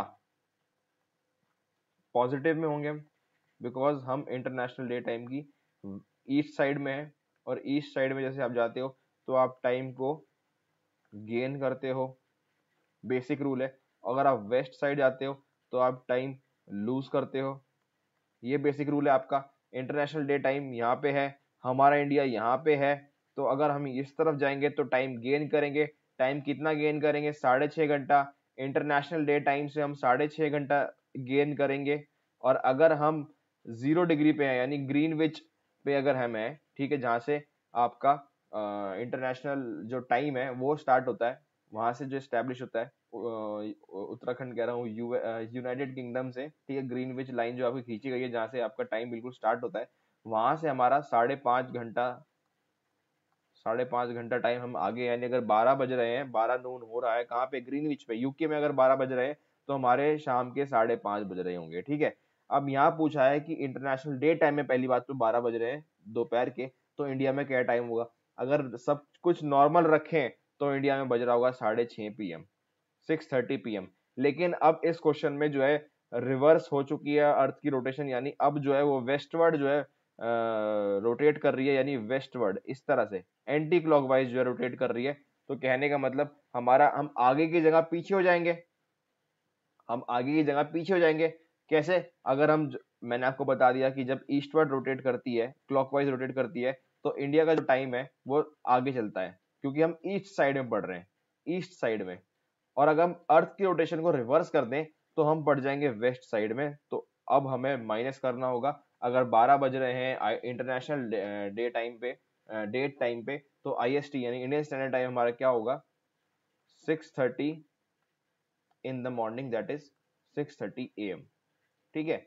इसको बोलते हैं 18:30, अगर हम 24 आवर टाइम में देखें, ठीक है। अगर हमारा पोजीशन जो है बिल्कुल सही चलती रहेगा अर्थ की, तो हमारा क्या टाइम हो रहा होगा, 18:30 ये टाइम हो रहा होगा। अगर अर्थ की जो रोटेशन है वो बिल्कुल हमें नॉर्मल चलती रहे, अगर उसको रिवर्स ना किया जाए, तो हमारा क्या टाइम हो रहा होगा इंडिया में, 6:30 शाम के। और अगर उसको रिवर्स कर दिया जाए, यानी अगर वेस्टवर्ड घूमने लग जाए, तो उसको फिर हमारा टाइम क्या हो जाएगा, सुबह के 6:30 बजे। तो ऑप्शन ए कौन सा है, ऑप्शन ए ही है। अब यहाँ पे आपको कैसे पता लगेगा कि AM है PM है, तो बॉस आपको ये देखना है, 6:30 का मतलब होता है AM, और 18:30 का मतलब होता है PM, ठीक है। तो option A is your right answer. Next question, what would you record, which would you record, ठीक है, which would you record the maximum angle of incidence of the sun rays at the north pole. North pole पर आप maximum angle of incidence जो है sun rays की वो कब पाओगे, डेट्स दे रखी हैं या फिर आपको लोकेशन दे रखी है। तो ऑप्शन ए March 21। अब March 21 को क्या होता है बेसिकली, अगर अर्थ मूवमेंट में देखें, अर्थ और सन की मूवमेंट देखें, तो उसको भी मैं आपको यहाँ पे समझाऊंगा। ये आपका अर्थ है, बहुत ही गंदी अर्थ बनी है गाइस, अर्थ जो है गंदी ही एक्सपेक्ट करना। ये आपका इक्वेटर है 0 डिग्री, और ये आपका सन है, ओके। सो 0 डिग्री। अब पहली डेट क्या है, 21 मार्च, ये आपका ट्रॉपिक ऑफ कैंसर, ये आपका ट्रॉपिक ऑफ कैप्रिकॉर्न, ठीक है। आपको पता है कि इसी जो सन की रेज है वो जो है इसी दो लाइंस के बीच में जो है सिचुएटेड होती हैं, यानी डायरेक्ट सन रेज जो है tropic of cancer, tropic of capricorn के बीच में ही जा सकती है। इसके बाद के ऊपर के जो एरिया है वो फिर सन रेज जो है स्लांट होके जाएंगी। तो पूछ क्या रहे हैं क्वेश्चन पे कि नॉर्थ पोल पे, नॉर्थ पोल पूछा, क्या पूछा है, हाँ नॉर्थ पोल पूछा है कि सबसे ज्यादा एंगल ऑफ इंसिडेंस कब होगा। तो 21 मार्च पहली डेट दी गई है। 21 मार्च को क्या होता है basically, it is an equinox. Equinox कहने का मतलब जो सन जो अपनी मूवमेंट है सदर्न हेमिस्फेयर से नॉर्दर्न की तरफ चलता है, क्योंकि समर आपको पता है कि दिसंबर के टाइम पे ऑस्ट्रेलिया में यानी साउथ हेमिस्फेयर में जो है गर्मी होती है। क्यों? क्योंकि सन जो है साउथ हेमिस्फेयर की तरफ होता है, कुछ इस प्रकार जो है सन होता है, ठीक है, सदर्न हेमिस्फेयर में। लेकिन 21 मार्च को, मतलब 21 मार्च को सन जो है अपनी ओरिजिनल पोजीशन यानी जो है इक्वेटर के पास आ जाता है, और इसके बाद अपना 21 जून को ये सन जो है ट्रॉपिक ऑफ कैंसर की तरफ मूव कर जाता है, जिससे कि यहाँ पे जो है सबसे अधिक गर्मी होती है, सबसे अधिक गर्मी होती है। और यहाँ पे जो है ऑस्ट्रेलिया में यानी सदर्न हेमिस्फेयर में जो है ठंड स्टार्ट हो जाती है, ठीक है। तो अपेरेंट मूवमेंट है सन का। ओके, तो नेक्स्ट डेट हमारी क्या दी है? 21 सितंबर। अब 21 सितंबर को भी इक्विनॉक्स होता है। उस दिन क्या होता है? बेसिकली सन जो हमारी अभी 21 जून को इधर मूवमेंट कर चुका था, नॉर्थवर्ड मूवमेंट कर चुका था, अब वो वापस से अपनी जर्नी सेट करेगा नीचे की तरफ जाएगा, और 21 सितंबर को अगेन वो बीच में आ जाता है, यानी इक्विनॉक्स पे आ जाता है। तो इसको भी हम इक्विनॉक्स बोलते हैं 21 सितंबर को, ठीक है। तो बेसिकली सन की मूवमेंट हो रही है ऊपर नीचे, नॉर्दर्न हेमिस्फेयर में, साउदर्न हेमिस्फेयर में, ठीक है, फर्स्ट और टू में। तो when the sun rays fall vertically on the tropic of cancer। now tropic of cancer है कौन सी चीज? कौन सी है tropic of cancer? अरे भाई साहब, अरे यार हो जा यूज, इसको पूरा ही रब कर दो। ठीक, चलो दोबारा बना लेंगे हम, ठीक है। ये आपकी अर्थ है, ये आपका इक्वेटर है, ये आपकी ट्रॉपिक ऑफ कैंसर है, ये आपका ट्रॉपिक ऑफ कैप्रिकॉर्न है। नेक्स्ट थर्ड स्टेटमेंट है when the sun rays fall vertically on the tropic of cancer, यानी जो सन की रेज है वो वर्टिकल फॉल कर रही है, ठीक है। तो सबसे ज्यादा स्लांटिंग रेज कब होंगी? ऑब्वियसली यहाँ पे जब सन की रेस वर्टिकुलर यहाँ पे पहुंच रही है, तो नॉर्थ पोल और ट्रॉपिक ऑफ कैंसर का जो एरिया है वो सबसे कम है, इस वक्त डिस्टेंस देखो सबसे कम है, ठीक है। तो इस वक्त ही जो है सन की स्लांटिंग जो रेज है वो सबसे ज्यादा कब पहुंच पाएंगी? जब वो जब वर्टिकली फॉल करेगा sun rays on tropic of cancer.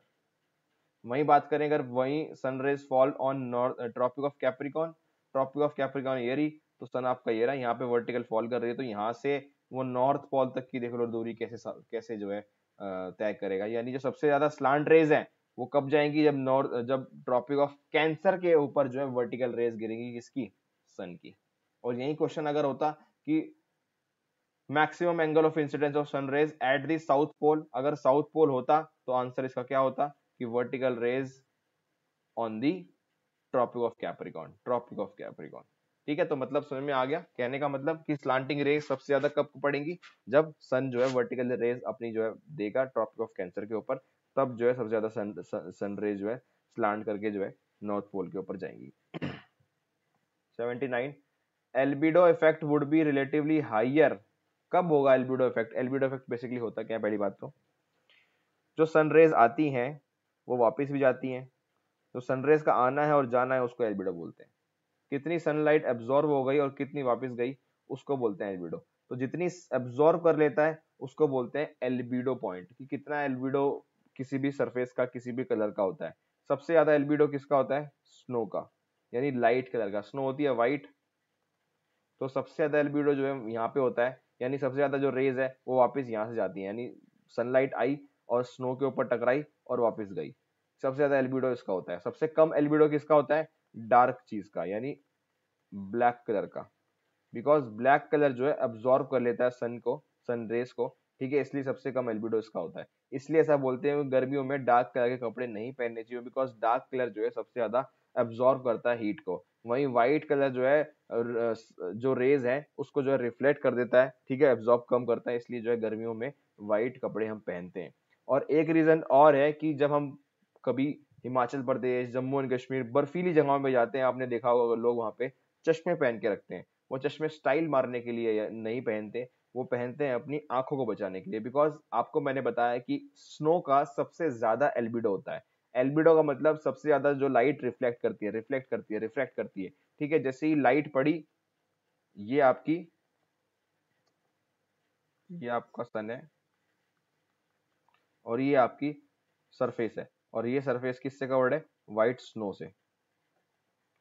Sun rays आएंगी और रिफ्लेक्ट हो जाएंगी, सनरेज आएंगी रिफ्लेक्ट हो जाएंगी, मैक्सिमम जाएंगी। ठीक है, इसको बोलते हैं एल्बिडो। वहीं अगर आपका ये डार्क सरफेस है, ठीक है, डार्क सरफेस है यानी ब्लैक कलर, फॉर एग्जाम्पल आपके पत्थर रॉक्स आपके डार्क कलर के होते हैं, तो सनरेज आएंगी काफी कम रिफ्लेक्ट होंगी, सनरेज आएंगी काफी कम रिफ्लेक्ट होंगी, सनरेज आएंगी काफी कम रिफ्लेक्ट होंगी, यानी जो उसका एल्बिडो है वो काफी कम है और इसका एल्बिडो जो है ज्यादा है। इसलिए जो है बर्फीली इलाकों में जहाँ पे स्नो पड़ती है वहां पे लोग चश्मे पहन के रखते हैं, सनग्लासेस का यूज करते हैं। ठीक है, क्या बोलते हैं उसका, रिफ्लेक्टर्स का, सनग्लासेस में भी एक कैटेगरी आती है रिफ्लेक्टर्स का, उसका यूज करते हैं बिकॉज वो आपकी जो आपकी आंखों के ऊपर जो सनरेज आने वाली है उसको रिफ्लेक्ट कर देता है ताकि आपकी आंखें बची रहे। तो इसका आंसर क्या होगा, albedo effect will be relatively higher when, जब सबसे ज्यादा सनलाइट, और सनलाइट सबसे ज्यादा कब होगी, early morning and late evening में, early morning and late evening में सबसे ज्यादा एल्बिडो इफेक्ट जो है इस वक्त होगा, बिकॉज इस वक्त जो रेज होंगी वो स्लांटिंग होगी, क्योंकि नून के टाइम पे यानी 12 बजे बज जाएंगे, तो 12 बजे जो है सन बिल्कुल वर्टिकुलर आ जाएगा ग्राउंड के, और इस वक्त जो है आपका क्वेश्चन क्या पूछ रहा है कि एल्बिडो इफेक्ट रिलेटिवली हायर कब होगा, तो इस वक्त जो है सबसे कम एल्बिडो यानी रिफ्लेक्शन जो है सबसे कम होगी। वहीं अगर आपकी सुबह और शाम की धूप की बात करें तो वो कुछ सन जो है इस प्रकार होगा ग्राउंड के, और सबसे ज्यादा रिफ्लेक्शन एल्बिडो जो है सबसे ज्यादा जो है शाम को होगा। ठीक है, तो option A is the right answer. Approximately diameter of earth कितना है, डायमीटर बताना है अर्थ का कितना है, फैक्चुअल है 12,842, ये इसका एग्जैक्ट फिगर है, रफली जो है 12,800, तो option D is the right answer. Lunar Eclipse कब होता है, आपको अब लूनर इक्लिप्स या फिर सोलर इक्लिप्स, टोटल इक्लिप्स, ये सब आपको पढ़ने हैं, अपना अपना ऑलरेडी पढ़ चुके होंगे ज्योग्राफी में।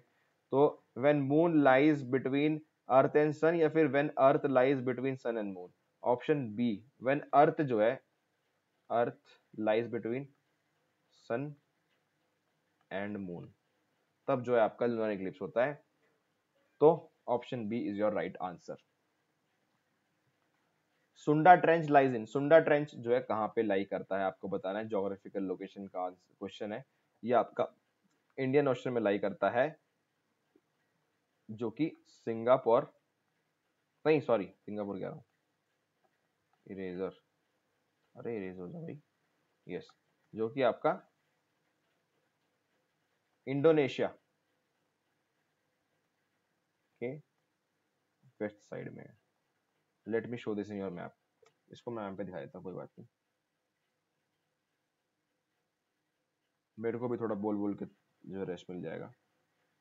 आप लोग क्या, आप लोग तो इंटू टू करोगे और वीडियो देख लोगे।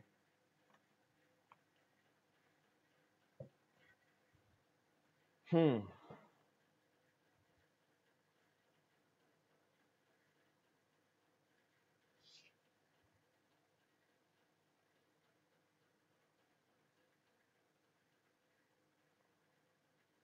सो this is where Sunda trench lies, ये देखो यहाँ पे ये इमेज चाहिए,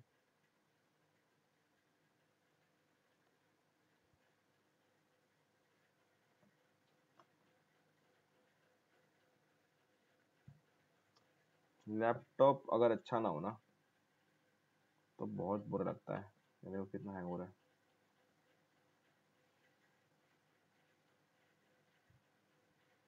सो हियर इट इज, सुंडा ट्रेंच, ये आपका इंडिया रहा, ये आपका सुमात्रा इंडोनेशिया, और ये जो आपका रेड कलर में दिखाया गया है, अरे ये तो पूरी वेबसाइट ही खुल गई यार, चलो कोई बात नहीं, यहाँ पे आपका सुंडा ट्रेंच है। ठीक है, तो ये मैंने आपको बता दिया, बंद करो इसको यार।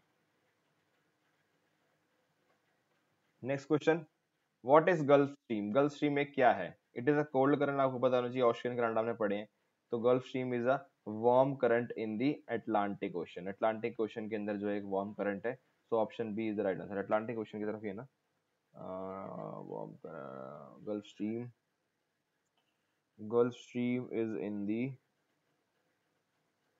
हाँ अटलांटिक ओशन के अंदर है, तो option C is the right answer. ठीक है, ओशन करंट देख लेना, ये पूछते हैं ओशन करंट से क्वेश्चन आते हैं, तो यहाँ से भी मैंने आपको रिवीजन किया कराया हुआ है, option C is the right answer, बहुत गला दुख रहा है अब तो। 84 the most important fishing grounds of the world are found in the regions where, दुनिया के सबसे अच्छे फिशिंग ग्राउंड्स कहाँ पाए जाते हैं? Warm and cold atmospheric currents, बिल्कुल नहीं। Option C is right answer, सीधा आंसर बताता हूँ, फटाफट करता हूँ। World warm and cold ocean current, because यहाँ पे जो है एक टर्म यूज होता है अपवेलिंग। अपवेलिंग जो न्यूट्रिएंट रिच वाटर है वो जो है कोस्ट, वो जो है अपवेल, मतलब जो नीचे का पानी है, नीचे की सतह का पानी है समुद्र की, वो ऊपर आ जाता है, और जहाँ पे ये चीज होती है वहां पे जो है सबसे अच्छे फिशिंग ग्राउंड्स माने जाते हैं। एक लाइव एग्जांपल है is your western part of your south America. South America का जो वेस्टर्न कोस्ट है, यानी चील वाला जो एरिया है, ठीक है, CHIL, चील, आपके चील के ऊपर पड़ता है। पैराग्वे? नो, पैराग्वे नहीं, कंप्लीटली फॉरगॉट यार। एक्चुअली अब तो सुबह के 5 बज रहे हैं ना, तो नींद वाला टाइम हो गया, दिमाग बिल्कुल बंद हो चुका है। तो southern part, sorry western part of South America, वहां पे सबसे ज्यादा वेलिंग होती है, ठीक है, और सबसे रिचेस्ट ग्राउंड्स माने जाते हैं फिशिंग ग्राउंड्स के लिए। सबसे अच्छी मछली पालन जो है, सबसे अच्छा फिशिंग वाला वाला जो हिसाब है वहां पे होता है, ठीक है। 85 which among the following represent the correct sequence in increasing height, different type of cloud formation, height से आपको बताना है कि कौन से क्लाउड्स कहाँ पे पहुंचे, कहाँ पे पाए जाते हैं। Option C, cumulonimbus, cumulus, stratus, cirrus. इसको अगर आप अंग्रेजी ऑर्डर में रखो तो option C is your right answer, okay. Spring tide क्या होती है? स्प्रिंग टाइड अकर्स, अब बेसिकली आपने टाइड्स पढ़ी होंगी, अगर बेसिक सी चीजें हैं तो पढ़ी होंगी आपने। Spring tide occurs when the moon, sun and the earth are in the same lane, option A is the right answer. The moon, sun and the earth, ये जो है आपको पता है दूसरी तरह की टाइड होती है, नीप टाइड। तो नीप टाइड का जो डेफिनेशन है वो ऑप्शन 2 है, बट हमने स्प्रिंग टाइड पूछा हुआ है, तो spring tide option A is the right answer. When sun, moon, earth जो है एक ही लाइन में होते हैं, और सन एंड मून की जो ग्रेविटी जो है पुल करती है अर्थ की तरफ, तो ठीक है, उससे जो है टाइड्स बनती है, एक तरफ झुकाव हो जाता है। उसको एग्जांपल फॉर्मेट में मैं बता देता हूँ। फॉर एग्जांपल, अरे यार तो बहुत ही गंदा बन रहा है। This is your son, this is your moon, and this is your earth. तो कहने का मतलब ये दोनों जो ग्रेविटी पुल करते हैं, तो जो समुद्र का पानी है, फॉर एग्जांपल ये जो पानी है, वो ग्रेविटेशन पुल की वजह से, क्योंकि सन भी ग्रेविटेशन पुल कर रहा है, मून भी ग्रेविटेशन पुल कर रहा है, तो ये जो पानी जो है यहाँ तक आ जाएगा। इमेजिन करो उसको, ठीक है। तो कहने का मतलब जो जो इसको अब मैं आपको हॉरिजॉन्टल वे में बता देता हूँ। तो अगर आपका जो समुद्र का पानी है ये यहाँ तक आ रहा था, लो टाइड के पास, जब सन मून जो है एक ही पोजीशन में हो जाए, सन मून अर्थ एक ही लाइन में हो जाए, और सन मून एक साइड रहे और अर्थ जो है थर्ड साइड रहे, तो जो है ये हाई टाइड हो जाएगी, बिकॉज ग्रेविटेशन फोर्स सन और मून का जो है दोनों को कंबाइन हो जाएगा, दोनों को ऐड हो जाएगा। तो ये आपकी इस तरह से जो आपको समुद्र का पानी जो है, ये आपका कोस्ट था, लेकिन आपका कोस्ट को पार कर जाएगी, because it is a time of high tide. ये आपका हाई टाइड हो जाएगा। और जब सन, अर्थ और मून, ये दोनों जो है इन दोनों के बीच में हो जाती है, तो इस तरह से सन का जो ग्रेविटेशन पुल होता है और इस तरफ से मून का ग्रेविटेशन पुल होता है। एक फैक्ट याद रखना कि इस कंडीशन में, इस पूरे सिनेरियो में, मून का जो ग्रेविटेशनल पुल है, मून का जो ग्रेविटेशनल पुल है, that is greater than the gravitational pull of sun. मतलब सन के ग्रेविटेशनल पुल से ज्यादा ज्यादा है किसका? मून का gravitational pull.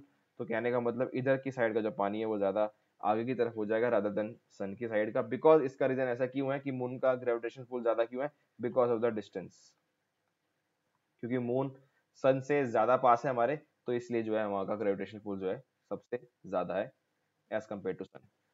87, over which region is the temperature the highest near the tropopause? Tropopause में सबसे हाईएस्ट टेम्परेचर कहाँ पे होता है? हाईएस्ट का मतलब गर्म, 30 डिग्री, 35, ये सबसे ज्यादा मतलब गर्म कहाँ पे होता है? अब ये बहुत ट्रिकी क्वेश्चन है, बहुत लोग मार्क कर देंगे एट द इक्वेटर, बिकॉज आपको पता है इक्वेटर में सबसे ज्यादा गर्मी होती है। लेकिन इक्वेटर में सबसे ज्यादा गर्मी होती है उसके कारण से ही जो आपका ट्रोपोपॉज बनता है। फॉर एग्जाम्पल, ये आपका इक्वेटर है, ये आपकी 0 डिग्री है, और मैं आपको ट्रोपोज बनाऊंगा, ये आपका नॉर्थ पोल है, ठीक है, ये आपका एटमॉस्फेयर है। अब मैं आपके लिए बनाऊंगा ट्रोपोपॉज। ट्रोपोपॉज बिकॉज 0 डिग्री यानी इक्वेटर, यहाँ पे सबसे ज्यादा गर्मी है, तो ट्रोपोपॉज यानी जो हवा है वो ज्यादा गर्म होगी, ज्यादा गर्म होगी तो इवेपोरेट करेगी, इवेपोरेट करेगी तो ज्यादा गर्म है, बिकॉज इसलिए वो ज्यादा दूर तक जाएगी, ज्यादा दूर तक जाएगी, इसलिए जो है अगर ट्रोपोपॉज होता है ये जो है ज्यादा ऊपर होता है, ऑलमोस्ट 10 to 12 किलोमीटर तक। ठीक है, और जैसे ही हवा ऊपर जाती है वैसे ही हवा जो है कोल्ड हो जाती है। ठीक है, तो ऐसा माना जाता है कि ट्रोपोपॉज जो यहाँ पे होता है वो -70 डिग्री तक टेम्परेचर जाता है ट्रोपोपॉज का। वहीं नॉर्थ पोल की बात करें, हीट कम है तो इसलिए जो है हवा जो है वो कम ऊपर तक जाएगी, इवेपोरेट कम होगी, इसलिए जो ट्रोपोपॉज होता है वो यहाँ पे कम ऊंचाई का होता है, और ऑलमोस्ट 6 to 8 किलोमीटर तक का यहाँ पे ट्रोपोपॉज बनता है। तो ट्रोपोपॉज की बात की जाए तो वो कुछ इस प्रकार होता है। ठीक है, जो सबसे ज्यादा ट्रोपोस कहाँ होता है, इक्वेटर की तरफ, और इक्वेटर की तरफ सबसे ज्यादा ट्रोपोपोज जो है सबसे ज्यादा इक्वेटर की साइड पे है, इसलिए जो है यहाँ की हवा जो है, यहाँ का जो ट्रोपोपोज है वो सबसे ज्यादा कोल्ड रहता है, और यहाँ पे जो है टेम्परेचर रहेगा आपका -40। है तो ये भी ठंडा, -40 ठंडा, बट -40 और -70 में ठंडा कौन सा है, दैट इज योर आपका -70। तो इसलिए जो है सबसे ज्यादा गर्म कहाँ रहेगी, over the Arctic region। तो option B is the right answer. Doldrums are characterized by, doldrums क्या है basically, very easy question, it is a uniform low pressure, option A is the right answer. Equator के जो reason है आपका, इक्वेटरी low pressure belt है, वहां पे आपका डोलड्रम्स जो है प्रेजेंट होते हैं, तो option A is the right answer. What is the general direction of cyclones formed in the Bay of Bengal, Bay of Bengal में जो भी साइक्लोन्स फॉर्म होते हैं उनका पर्टिकुलर डायरेक्शन क्या होता है, कि वो किस तरफ मूव करते हैं, इस तरफ, westward, east side, north south, किस तरफ मूव करते हैं। So they move towards from east to west. Yes, option A is the right answer. Why? Because they come under the influence of trade winds.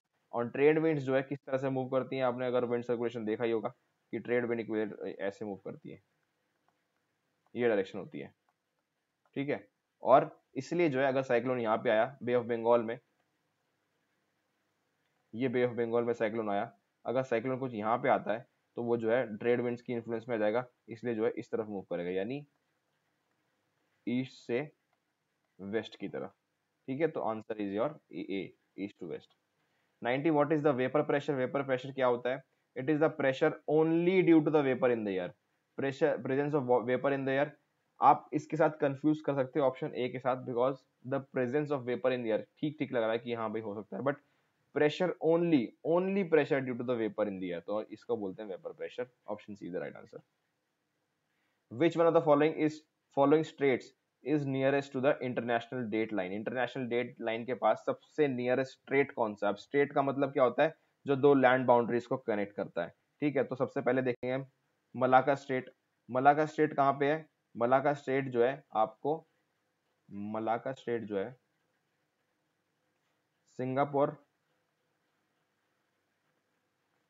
और Malaysia के बीच में जो है, ये दो के बीच में जो समुद्र का पानी है उसको हम मलाका स्ट्रेट बोलते हैं।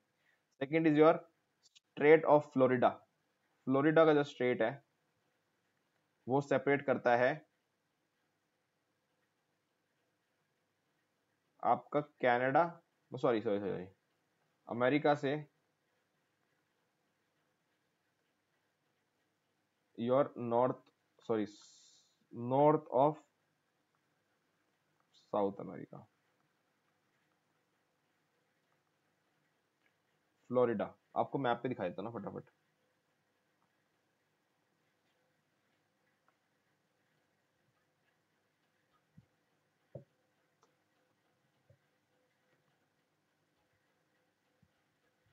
ये देखो Florida state on world map, ये रहा आपका फ्लोरिडा, ये रहा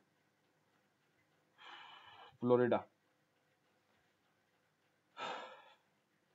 ये देखो फ्लोरिडा को क्यूबा से। ठीक है, ये आपका फ्लोरिडा स्टेट रह गया। दूसरा कौन सा है, मलाका स्टेट मैंने आपको बता ही दिया, ये भी देख लेते जब मैप खोल ही रहा तो।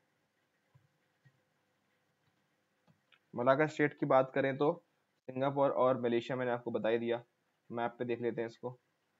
ये रहा देखो स्टेट ऑफ मलाका, मलेशिया और सिंगापुर, ये एरो, ये छोटा सा जो एरिया है मलेशिया सिंगापुर के बीच में, इसको मलाका स्टेट बोलते हैं। उसके बाद स्टेट कौन सा है, जो आपका आंसर है बेरिंग स्टेट। ये देखो बेरिंग स्टेट आपका कहाँ पे अच्छे से प्रेजेंट किया है, ये देखो ये रहा, ये आपका इंटरनेशनल डे की जो लाइन है, डेट की लाइन है, ये रही आपकी। और बेरिंग स्टेट आपका रशिया को अलास्का से जो है सेपरेट करता है। यही आपका आंसर है, option B is your answer. And strait of Gibraltar जो है आपका यूरोप को नॉर्थ अफ्रीका से जो है सेपरेट करता है, नॉर्थ अफ्रीका। ठीक है, यूरोप को नॉर्थ अफ्रीका से सेपरेट करता है strait of Gibraltar. So option B is the right answer, option B Bering strait is the right answer. ज्यादा ही सटा दिया मैंने ना।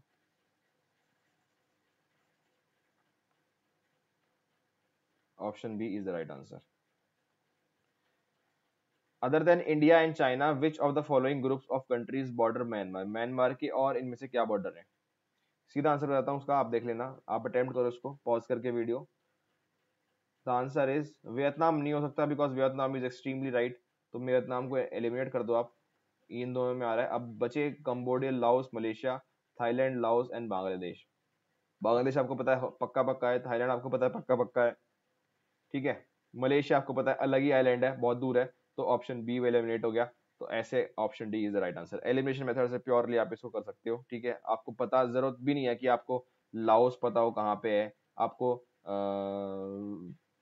बस एक लाओस पता, लाओस ही एक ऐसा कंट्री है जो आप ना पता होना अफोर्ड कर सकते हैं। बाकी आपको वियतनाम भी पता होना चाहिए, आपको मलेशिया पता होना चाहिए, तभी आप जो है इसको कर सकते हैं। और मलेशिया वियतनाम जो है आपको इजीली याद हो जाते हैं, ज्यादा कुछ इंपॉर्टेंट नहीं है। Option D is the right answer. Which of the following is known as the Manchester of the east? Osaka is the right answer. Japan की सिटी है, उसको जो है मैनचेस्टर ऑफ द ईस्ट बोला जाता है। Option D is the right answer. Factual again. Which among the following has the world largest reserve of uranium? World largest reserve of uranium किसके पास है?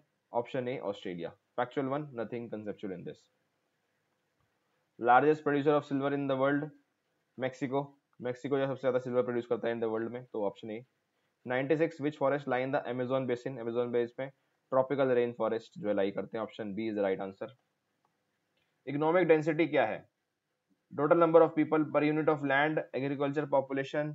It is a ratio between the requirement of population, population जो require क्या करती है, और resources कितने हैं, उसको बोलते हैं इकोनॉमिक डेंसिटी। बिकॉज यहाँ पे इकोनॉमिक की बात हो रही है, तो इकोनॉमिक टर्म्स में हमारे क्या होता है, रिसोर्सेज एंड द पॉपुलेशन। तो पॉपुलेशन और रिसोर्सेज का जो रेशियो है उसको बोलते हैं economic density. Tributary of Indus which does not flow, Pakistan में जो फ्लो नहीं करती, ऐसी कौन सी ट्रिब्यूटरी है इंडस की? And that is your Beas. Beas नदी पाकिस्तान में फ्लो नहीं करती, तो option B is the right answer. Among the following cities which one is the nearest to tropic of cancer? अब ट्रॉपिक ऑफ कैंसर का you should know that it passes through 8 states, 8 states in India. The first one is Gujarat, second one is Rajasthan, third one is your MP, Madhya Pradesh, fourth is your Chhattisgarh, fifth Jharkhand, sixth West Bengal, seventh your Tripura, and eighth is your Mizoram. ये 8 state है जिसके through जो है tropic of cancer जो है flow करता है। Okay, question पूछा है कि कौन सी सिटी है जो सबसे पास लाई करती है। अब दिल्ली तो बहुत दूर है, तो दिल्ली को तो आप, अच्छा कलकत्ता और जोधपुर। अब इसमें देखो कि महाराष्ट्र, नागपुर कहाँ पे है? महाराष्ट्र में। महाराष्ट्र यहाँ पे है कहीं पे, तो महाराष्ट्र में तो ट्रॉपिक ऑफ कैंसर है ही नहीं, तो इसको डिलीट कर दो। दिल्ली में भी नहीं है, तो इसको डिलीट कर दो। तो ऑप्शन होना चाहिए बी और सी में से कोई। अब एलिमिनेशन से आपने दो ऑप्शन एलिमिनेट कर लिए। अब कोलकाता और जोधपुर, आपको पता है कलकत्ता यानी वेस्ट बंगाल में भी जा रहा है, और जोधपुर यानी राजस्थान, दोनों में जा रहा है। लेकिन आपको पता है कि जोधपुर जो है राजस्थान के सदर्न साइड में, यानी अगर राजस्थान ये है तो जोधपुर कुछ इस तरफ है, सदर्न साइड है। और ट्रॉपिक ऑफ कैंसर अगर गुजरात और राजस्थान दोनों से जाती है, तो गुजरात और राजस्थान से अगर दोनों जाती है, तो वो ट्रॉपिक ऑफ कैंसर की जो लाइन है आपको पता है सीधी लाइन है, जिगजैग लाइन नहीं है। तो यानी नॉर्दर्न राजस्थान से ही जाती होगी, बिकॉज गुजरात ऊपर है। गुजरात कुछ इस प्रकार है, ठीक है, गुजरात, और आपका जो राजस्थान है वो उसके नीचे है, ठीक है। तो कुछ एरिया ऐसा है जो जो ईस्टवर्ड साइड राजस्थान की लाई करता है, ठीक है, तो कहने का मतलब गुजरात से अगर जाती है और राजस्थान से भी जाती है तो राजस्थान के नॉर्थ साइड से ही जा सकती होगी, सदर्न राजस्थान से नहीं जा सकती। और जोधपुर जो है सदर्न साइड है, तो इसको आप इसको ऐसे एलिमिनेट कर सकते हो। Option B Kolkata is the right answer. Okay, देखो कितना इजी है अगर आप दिमाग लगाओ तो। ठीक है, कितना इजी है, बस दिमाग लगाना है सही टाइम पे। Gandhi Sagar dam is a part of which of the following? Gandhi Sagar dam जो है किसका पार्ट है? That is your Chambal project. Option is the right answer, again a factual one. 101, the retreating monsoon withdraws from the, retreating monsoon जो है वो कैसे withdraw करते हैं? That it withdraws from west coast to the east. Not north to south नहीं, north east to waste नहीं, north west India to Bengal. Option A is the right answer I guess, north west India to Bengal, west coast. Sorry, this is not the right answer. This is the right answer. Northwest India to Bengal. Option D is the right answer. West coast तो यार इधर Mumbai side हो गया ना, sorry दिमाग थोड़ा कम चल रहा है मेरा। Option D north west India to Bengal is the right answer. Because आपको पता है कि जो मानसून जो है, आप मानसून जो है, अगेन इंडिया का मैप बनाओ, ऐसे आते हैं, ऐसे आके फिर दो दो भाग में डिवाइड हो जाते हैं, एक बे ऑफ बंगाल, एक अरेबियन सी। ठीक है, बाद में लास्ट पार्ट जो मानसून का होता है तो वो नॉर्थ पार्ट में यानी वेस्टर्न यूपी ये सब साइड में जो है मानसून जो है लास्ट पार्ट यहाँ पे आता है, और इसके बाद यहाँ से रिलेट होकर बंगाल जाता है। तो कहने का मतलब आंसर हमारा ये हो गया north west India to Bengal, because ऐसे रिट्रीट होता है फिर यहाँ से ऐसे जाता है। ठीक है, north west India to Bengal, option D is the right answer. When you travel India you will notice red soil, what is the main reason for this colour? मतलब रेड सॉइल का जो रेड कलर है उसका क्या मुख्य कारण है? That is option C, presence of ferric oxide. Ferric oxide जो है उसके अंदर होती है, that is why the colour is red in the red soil. The CBRI is located in Roorkee, my city. तो CBRI जो है हमारे रुड़की सिटी के अंदर है, अगेन फैक्चुअल वन। अ कीस्टोन स्पीशीज, अ कीस्टोन स्पीशीज, अब इकोलॉजी का है क्वेश्चन, बेसिकली आपको पता होना चाहिए कि कीस्टोन स्पीशीज होती क्या है।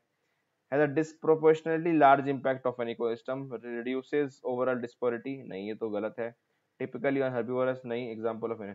Option A is the right answer. Now क्या होता है कीस्टोन स्पीशीज? बेसिकली कि एक ऐसा ऑर्गेनिज्म, ठीक है, एक ऐसा एनिमल, ऐसा प्लांट, ठीक है, जो अगर चला जाए, अगर जो है अगर ना हो तो बहुत इंपैक्ट करेगा किस पे? इकोसिस्टम पर।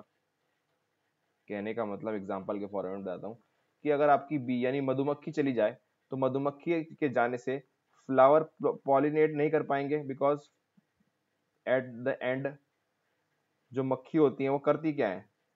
फ्लावर बैठती हैं और पॉलिनेशन करती हैं, रिप्रोडक्शन करती हैं। ठीक है, यहाँ से चूसा बीज और यहाँ पे जो है कि छोड़ दिया और वहीं पे फूल उग जाता है। ठीक है, अगर बीज नहीं होंगी तो फ्लावर नहीं होंगे, और फ्लावर नहीं होंगे तो इंसेक्ट नहीं होंगे, और इंसेक्ट्स नहीं होंगे तो बर्ड्स नहीं होंगी। तो कहने का मतलब कि जो बी है वो एक एग्जाम्पल है, वो एक कीस्टोन स्पीशी है जो बहुत ज्यादा इंपैक्ट करती है इकोसिस्टम पे। ठीक है, अगर बी को हटा दो तो इकोसिस्टम नेगेटिवली इंपैक्ट हो जाएगा। तो ठीक है, तो कीस्टोन स्पीशीज एक ऐसा स्पीशी होता है जो बहुत ज्यादा इंपैक्ट करता है इकोसिस्टम पे। ठीक है, तो उसको बोलते हैं keystone species. Has a disproportionately large impact, बहुत लार्ज इंपैक्ट है इकोसिस्टम पे इसका अगर वो चला जाए तो। ठीक है, तो option is your right answer. Acid rain is due to your SO2 NO2। ठीक है, very simple question, option D is the right answer. Which one of the following is a global biodiversity hotspot in India? Western Ghat, आपको पता है 4 biodiversity hotspot है India के अंदर, western घाट, हिमालय, इधर सुंदरबन का एरिया और ये आपका अंडमान निकोबार का। ठीक है, तो option is the right answer, very easy question. Which of the following is a micronutrient? Micronutrient में से क्या है? Option D zinc is the micronutrient, option D is the right answer. Primary source of vitamin D, very easy, sun. Which of the following is present in chlorophyll which gives a green color to plant leaves? क्या है ऐसा chlorophyll में जो उसको green colour देता है? Option B magnesium is the right answer. Size of nano particle, that is your 1 to 100 nanometers, option C. The world highest ground battle telescopic observatory Ladakh में, option B India is the answer. Fuel cells क्या होते हैं? It is a hydrogen battery cell, option B. Biogas majorly contains methane, option B. Energy can neither be created nor be destroyed, ये क्या है? Basically it is a conservation of energy का law है, option C. Now this are like actual. और science आ चुके हैं, तो साइंस आने से तो मेरी वैसे भी जो बुद्धि का लेवल है बहुत कम हो चुका है, ठीक है, तो मैं इसको एक्सप्लेन नहीं कर सकता because I am not a science student. ये मेरा वीक एरिया है, मेरे को साइंस नहीं आता है, इसलिए मैं नहीं बता सकता, कोई ज्ञान झाड़ने वाली बात नहीं है। 115, removal of impurities from ore is known as concentration of ore, option B is the right answer. Which among the following elements pollutes the air of a city having large number of automobiles? Option B lead is the answer. ये बहुत बड़ा major pollutant है। Non metals are mostly present as, option D A and C यानी solids B और gases B। pH of fresh milk is 6। अगर वो सोर हो जाता है यानी खट्टा हो जाता है तो उसका pH क्या हो गया होगा? That will be it should have become less than 6। तो option C is the right answer, because अगर वो 6 से ज्यादा हो जाएगा तो वो एसिड बन जाएगा, एसिड बन जाएगा, कंपाउंड बन जाएगा। इट बिकम्स लेस देन 6 तो वो खट्टा जा जाएगा। Human stomach produce acid x, तो acid x which helps in digestion food, hydrochloric acid HCl, ये तो मुझे पता था, तो option C is the right answer. National income किसको इग्नोर करती है? सेल्स नहीं, एक्सपोर्ट नहीं, sale of land, because sale of land जो है production of goods and services के अंदर नहीं आता, that is why it ignores. ये एक बहुत बड़ा नेगेटिव पार्ट है नेशनल इनकम का। विच of the following is not an immediate indicator, एक इमीडिएट इंडिकेटर नहीं है किसका? इंडस्ट्रियल सिकनेस का, मतलब इंडस्ट्रियल जो है लो परफॉर्म कर रही है, तो मेजरली बात की जाए तो एक इमीडिएट इंडिकेटर इसका क्या नहीं है कि कैसे पता लग सकता है कि industries are not doing good? Drop in profitability, ये तो आपका क्वार्टरली भी होता है, तो ऑप्शन ए कैन बी सही। Labour unrest no. Shrinking of market credit no.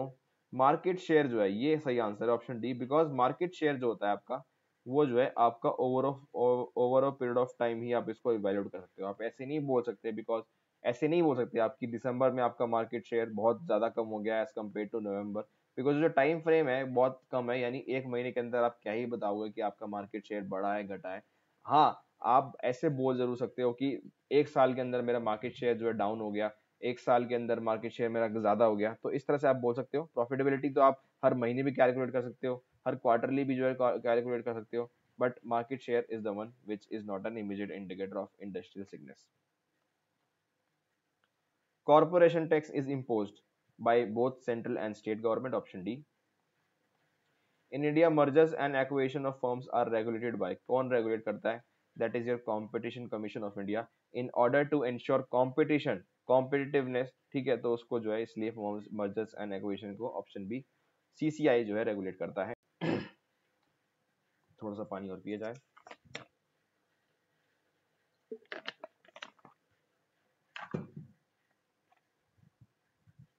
और क्लास हो चुकी है 1 घंटा 52 मिनट की, ओके, फटाफट खत्म करते हैं, होने वाला है तो। When the productive capacity of the economic system of a state is inadequate to create sufficient number of jobs, it is called, जब एक इकोनॉमी में मतलब state is unable to create sufficient number of jobs, उसको क्या बोलते हैं? That is your cyclic unemployment. कहने का मतलब जितनी जॉब्स हैं सारी की सारी फिल हो चुकी हैं, एक साइकिल चल रही है किस चीज की? डिप्रेशन आता है या रिकवरी आती है, रिसेशन आता है, ठीक है, तो ये आपकी पता है बिजनेस साइकिल्स हैं, बूम, रिसेशन, डिप्रेशन, ठीक है, ये सारी साइकिल्स हैं, तो उसको बोलते हैं cyclic unemployment. Okay, option D is the right answer. Which among the following taxes is not levied in India, estate duty जो है इंडिया के अंदर नहीं लिवाई होती, तो option D is the right answer, बाकी सब इंडिया के अंदर जो है लिवाई किया जाता है। Economic liberalisation in India started with, किससे स्टार्ट हुई थी? That it started with option A substantial change in the industrial licensing policy. Licensing policy की बात करें तो 1991 से पहले जो है हमारी गवर्नमेंट बहुत ज्यादा रेगुलेटेड थी, यानी लाइसेंस जो है बहुत इजीली नहीं मिलता था। लाइसेंस राज के नाम से जो है बहुत बड़ा जो है टैबू था इंडिया के पास कि लाइसेंस जो है बहुत मुश्किल से देती है और बहुत कम ही कंपनीज को देती है, इसलिए जो है उन्होंने वो पॉलिसी जो चेंज की और लिबरलाइज किया उस चीज में, और यहीं से जो है इकोनॉमिक लिबरलाइजेशन स्टार्ट हुआ, तो option A is the right answer. The dual economy is a mixture of, dual economy किसको बोलते हैं? Option A traditional agriculture sector and modern, मतलब एग्रीकल्चर भी चल रहा है और आपका मॉडर्न इंडस्ट्रियल सेक्टर भी चल रहा है, उसको बोलते हैं हम dual economy, so option A is the right answer. 28, the budget deficit may be defined as, very simple, the difference between all receipts and all expenditure को बोलते हैं budget deficit। difference between revenue receipts and revenue expenditure को बोलते हैं revenue deficit और revenue surplus। Excess of total expenditure incurring loans, इसको बोलते हैं फिस्कल डेफिसिट, और फिस्कल डेफिसिट में से लेस इंटरेस्ट पेमेंट कर दी जाए तो उसको बोलते हैं प्राइमरी डेफिसिट। ऑलरेडी जो है आप लोग कर चुके होंगे इसको। तो option A right answer. Which of the following is not an official language of the UN, United Nation की इनमें से क्या ऑफिशियल लैंग्वेज नहीं है? Option C Japanese is the right answer, बाकी जो है सारी की सारी ऑफिशियल लैंग्वेज हैं। Along with India, Ireland, Kenya and Mexico, who is currently holding the non-permanent seat of UNSC, UNSC की जो नॉन परमानेंट सीट है जो कि 10 होती है, इनमें से जो है कौन सी कंट्री जो है होल्ड कर रही है? That is your Norway. Norway जो है अभी इंडिया के साथ सिलेक्ट हुई थी, and option C is the right answer. India first under sea tunnel जो है कहाँ बन रही है? That is in Mumbai, option D. Which Arabian country has approved its women to join arm forces, Saudi Arabia ने जो अलाउ कर दिया है। Which country has created a new national ministry for extraterrestrial space affair? Nicaragua, option C. RBI of India has brought which bank under Article 371F under its regulatory? It is National Bank of Sikkim, option B. राष्ट्रीय प्रथम 82 version is की स्वर गथा, ये जो book किसको narrate करती है? That is CRPF, option A. अब करंट अफेयर्स के क्वेश्चन है, फटाफट आंसर बता रहा हूँ। 136 का आंसर है मध्य प्रदेश। 37, आप वीडियो पॉज कर लेना और यहाँ से देख लेना फटाफट, ठीक है? अब जो है मैं बहुत ज्यादा थक चुका हूँ, इसलिए फटाफट आंसर बता देता हूँ। 138 का है ऑप्शन ए। 9 का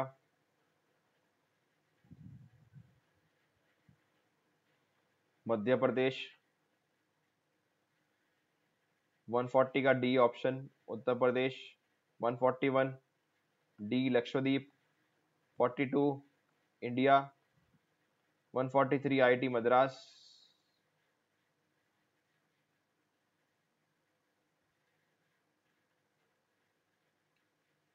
this is in Uttar Pradesh. Option A Preeti Sinha cricket, option A. Mobile app Snakepedia is launched by Tamil Nadu. 48 is South Korea, 49 is Tanaji, and 50 is Andy Jassy. So current affairs question थे, ज्यादा कुछ समझाने के था नहीं, फैक्ट्स था। आप वीडियो जो है पॉज करके फटाफट अटेम्प्ट कर सकते हो, एंड आंसर मैंने आपको सबके बता ही दिए, ठीक है? So this is how we complete our mock test number 2 discussion. I hope बहुत सही तरह से जो मैंने किया हो, आई गेव माई 100%। सो अगर आपको पसंद आया तो प्लीज़ लाइक एंड कमेंट कर के ज़रूर बताना कि किस तरह से आपको लेक्चर लगा, and I am very tired right now. So see you in the next class with a smiling face. I will say you bye and take care.